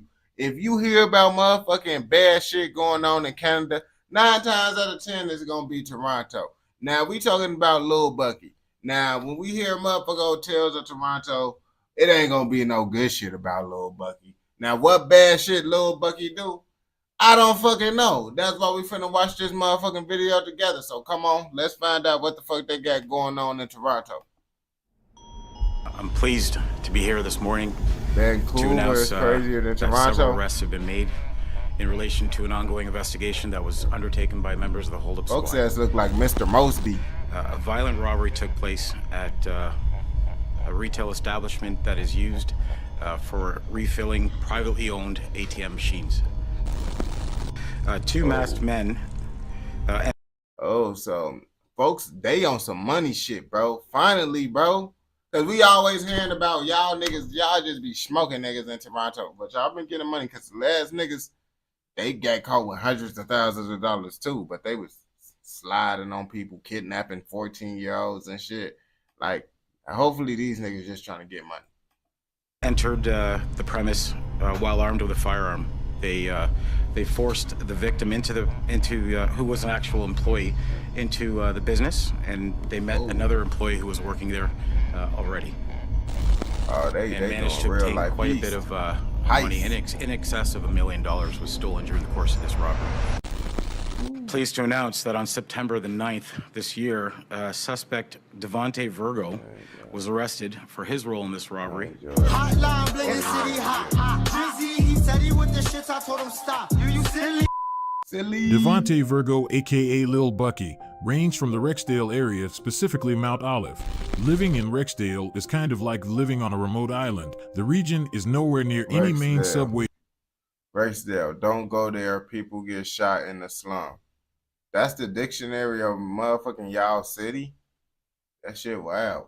Arteries for one, and has significantly lower levels of government investment than the rest of the city despite being labeled a priority neighborhood in 2014. In the media, Rexdale often gets used as shorthand for social problems and gang activity, with the National Post once describing it as blighted and violence-plagued. You may also remember it as the area where former Mayor Rob Ford once smoked crack in a drunken stupor. Yeah, we was just watching the full in-depth video about this nigga and the people that he was smoking the shit with. Yeah, that's the video we was watching before this. Smoke crack cocaine. Exactly. Yes, I have smoked crack cocaine. Rexdale is a unique place, and in my I ain't gonna bap to you, bro. Even if they had proof of me smoking that shit, I'm gonna lie. I'm telling y'all right now, bro, especially if I'm the mayor.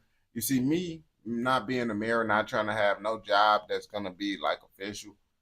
If I did it, I'll let y'all know. Yeah, I did it, but I don't want to play with my nose. I don't want to play with no white shit. I ain't gonna cap to you. I don't like the snow. In my opinion, it's probably the most isolated area of Toronto. The expansion of the TTC has happened, but it has yet to happen in that area of the city. So the kids who are living there, they're usually there all the time. It's hard to get around, so they might feel they're stuck there. The neighborhood's physical and social seclusion, coupled with its negative reputation. Yeah, that shit look like it's the hood. Cause look, why the fuck is it a fucking 6 right there? I'm like, nigga, that's the fucking apartment number. That shit don't look like apartment number. That shit look like gang member put that shit. Make it hard for its youth to envision many options for themselves. Sometimes the stigma that's put on the area holds you down and you get wrapped up into it. So unfortunately, some of the residents decide to make wrong choices for various reasons and others don't.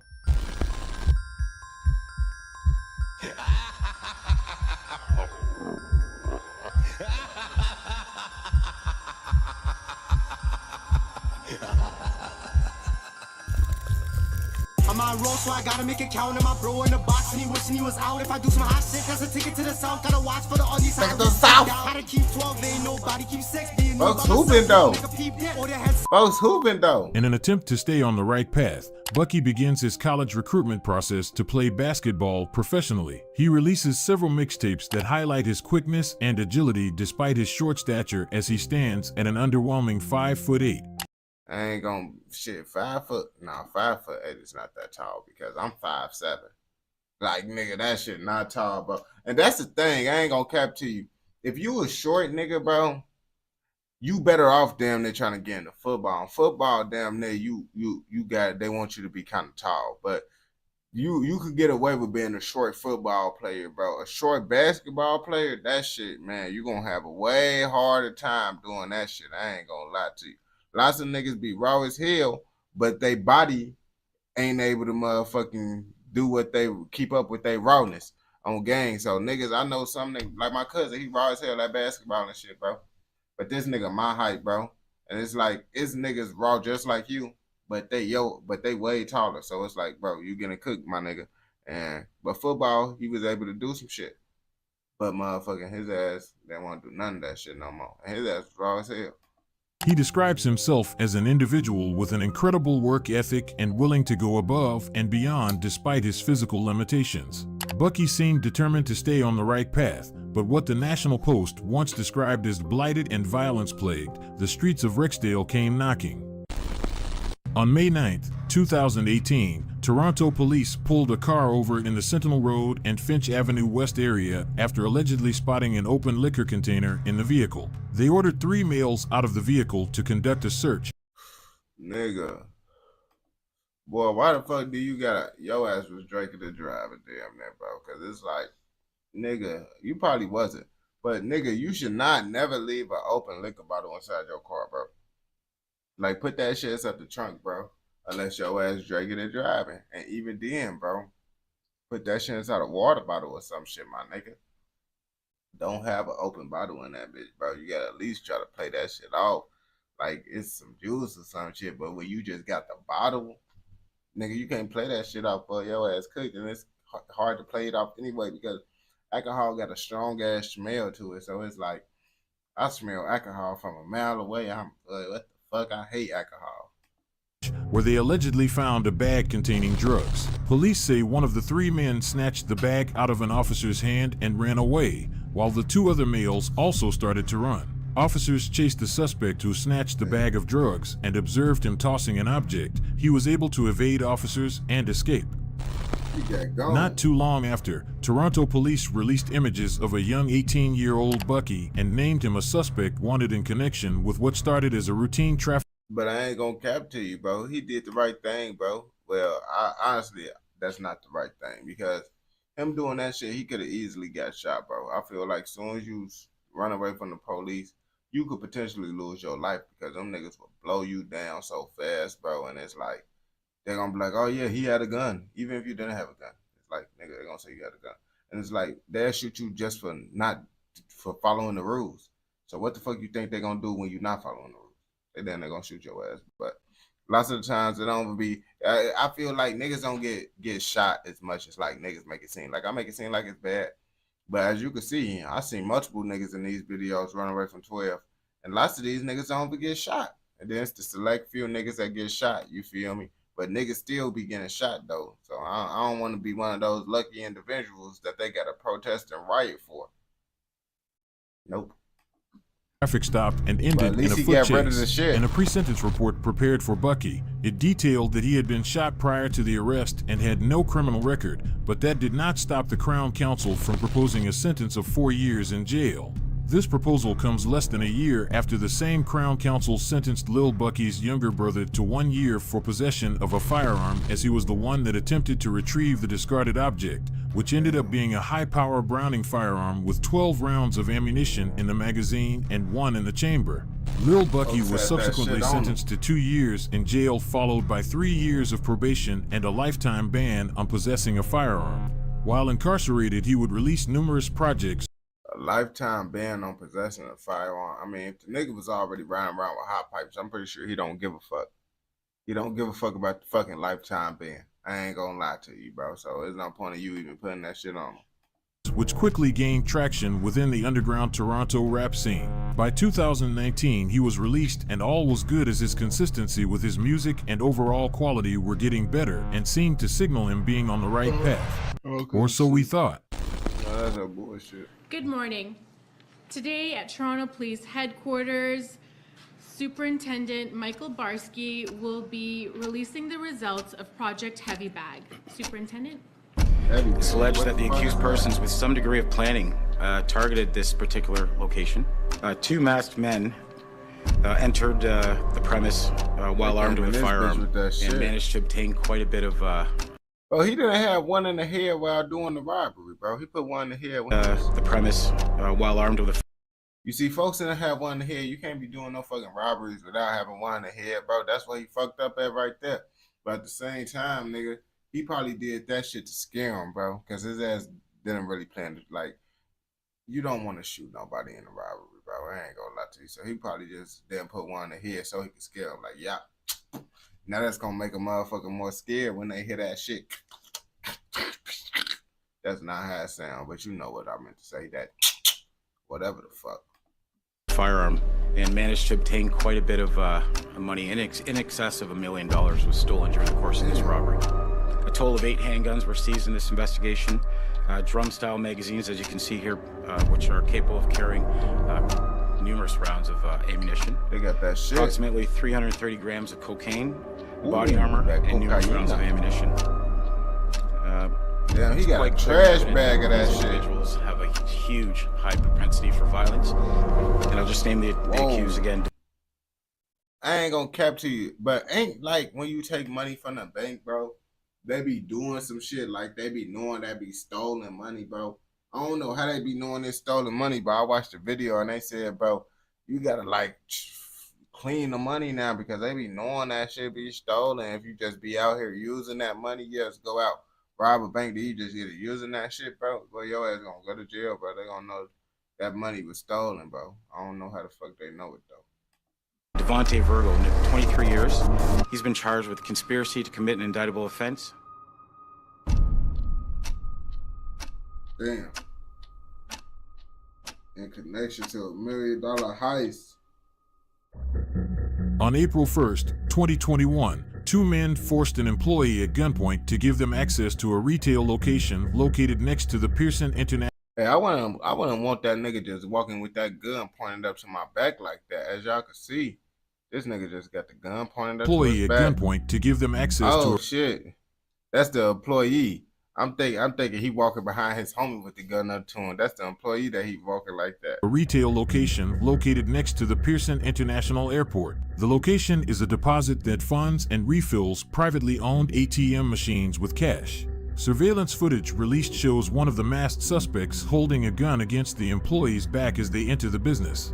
They then go into an interior room where another employee is seated at a desk and drag that employee out by brute force and eventually forcing them to open a series of locked safes in another room. The video then shows one of the suspects forcing that employee to the ground and hitting him on the back of his head with the butt of a handgun while the other suspect stuffs cash into a large garbage bag.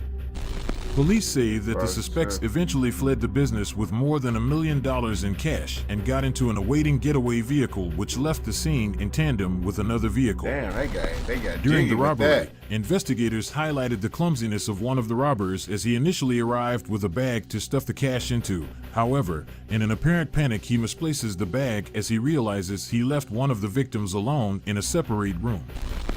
Once he collects himself, he eventually realizes he misplaced the bag and resorts to using a used garbage bag as a backup.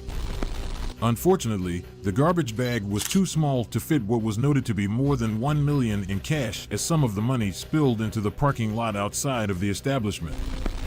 Following the robbery, weeks went by without. You see these niggas just doing anything, bro. These niggas are playing this shit through.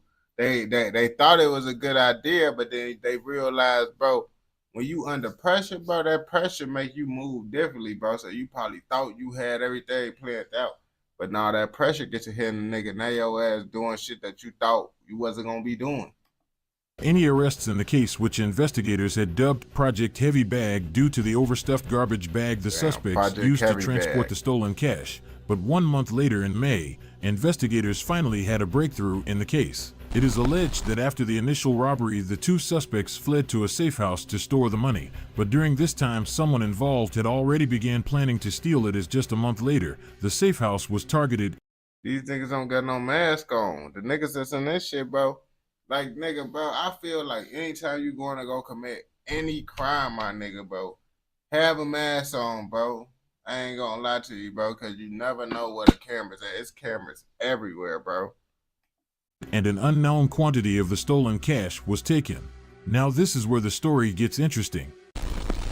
When police arrived to check on the well-being of the homeowner, police discovered nobody was inside, and instead they seized 8 firearms and recovered $160,000 in cash and a large quantity of cocaine. With the discovery of the stolen cash, Toronto police began collecting forensic evidence, which assisted in identifying the owner of the home. That have been taken off the street have possibly saved many lives. Toronto police need the public's help. They're God damn, her jawline about strong as hell, bro. She got a block here for sure. asking anyone with information about one outstanding suspect to contact them. We'll show you a photograph now of Emmanuel Rawson, 22 years old, around 5'7", 190 pounds. He's wanted for robbery with a firearm, conspiracy to commit an indictable offense, disguise with intent, and possession of property obtained by crime over $5,000. Now, police say he should be considered armed and dangerous. If you see him, do not approach and call 911. Rexdale rapper Emmanuel Rawson, aka Gucci Glow, would subsequently be placed on Canada's most wanted list after being identified as the owner of the stash house. Damn. Toronto police would proceed to conduct 4 raids on 4 other properties within the vicinity of the original stash house and made 7 other arrests, along with the seizure of several firearms, drugs, and a large quantity of cash. One of those arrested was former Cape Breton basketball star Philip Krumah, aka Bonus. Bonus played 5 seasons and finished his career with the Capers as a 3-time Atlantic University All-Star, all-time leader in rebounds, and 3-time Defensive Player of the Year from 2009 to 2011. Cool. He was also a second-team All-Canadian in 2008.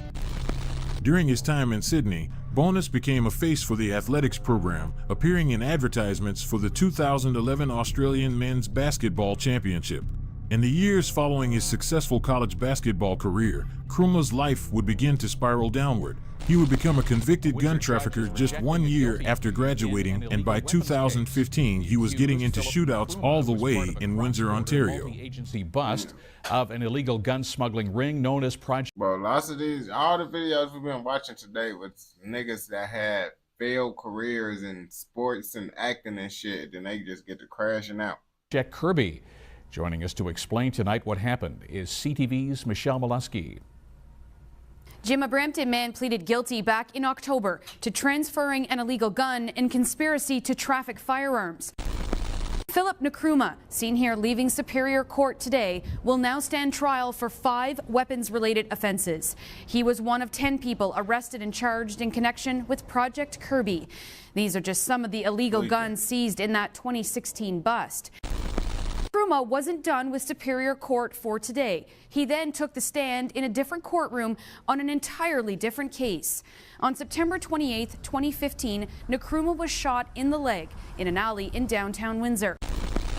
By June 2020, Bonus was released from prison after paying his $20,000 bail and vowed to not to go down the path of crime again. But just 1 year later, his name was read out again in a heavily televised press conference in regards to the infamous $1 million heist. I ain't gonna cap. I feel everybody just be saying that shit because they be wanting to do right. They be tired of that shit. They be like, man, I ain't trying to deal with this jail shit. That's what they feeling at the moment. But then after a while, they be like, nah, I'm finna get back to doing that bullshit. I ain't gonna lie to you. 1 year later, Gucci Glow's name was also read out, but in a separate televised press conference. On April 26, 2022, the nationwide BOLO program included him on its first ever list of Canada's most wanted fugitives at number 23, offering a reward of up to $50,000 for information that will lead to his arrest. 3 days after the reward was set up, Gucci Glow was arrested. One of Canada's most wanted. Damn, someone wanted that money on. They were like, hey man, bring this dude. Nigga, I know where the fuck this nigga at, bro. I'm sorry, my boy. Hey, yeah, I know where the nigga at. On gang, give me that 50K right now, nigga. Fugitives is now in custody. 22-year-old Emmanuel Rawson was wanted in an armed robbery at an ATM filling business near Dixon Road and Carlingview Drive last April. He was ranked number 23 on the BOLO. Be on the lookout. Damn, folks was ranked number 23. Number 23, folks, was high ranking with the shit, bro. On game, one of the real life crash outs for sure. You see, they get wild in Canada. Y'all see they get wild in Canada, bro. They ass always tweaking out there. When you hear Tales of Toronto, you know it's gonna be some tweaker shit going on, man. But if you watch this shit all the way through, I know your ass fucking with another motherfucking video. So go ahead and go watch another motherfucking video. And don't forget, like, comment, subscribe, and what?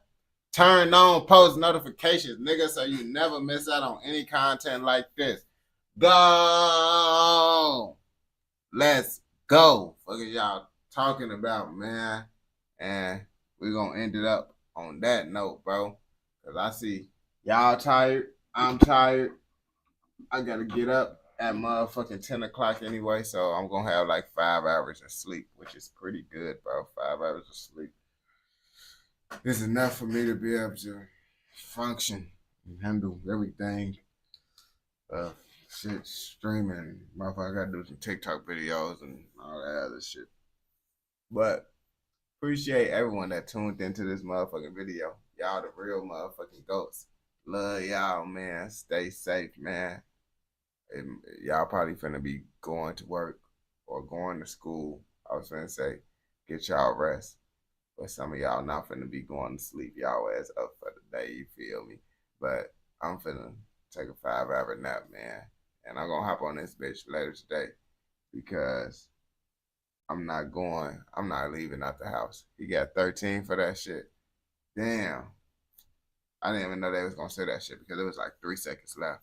And I tried to end it off before all them other clips pop up, because sometimes they be showing wild shit and the live stream be tripping. Yeah, 100K. Yeah, that shit diabolical, bro. That's why I be like, it costs money to be in the streets committing that shit when you get caught, and then you spend that money, you might not even beat that shit, man. But all right, my boys, y'all the GOATs. I'm gonna see y'all later today for sure. Like guaranteed, I'm hopping on like around like 3, 4 something. You feel me? After I make these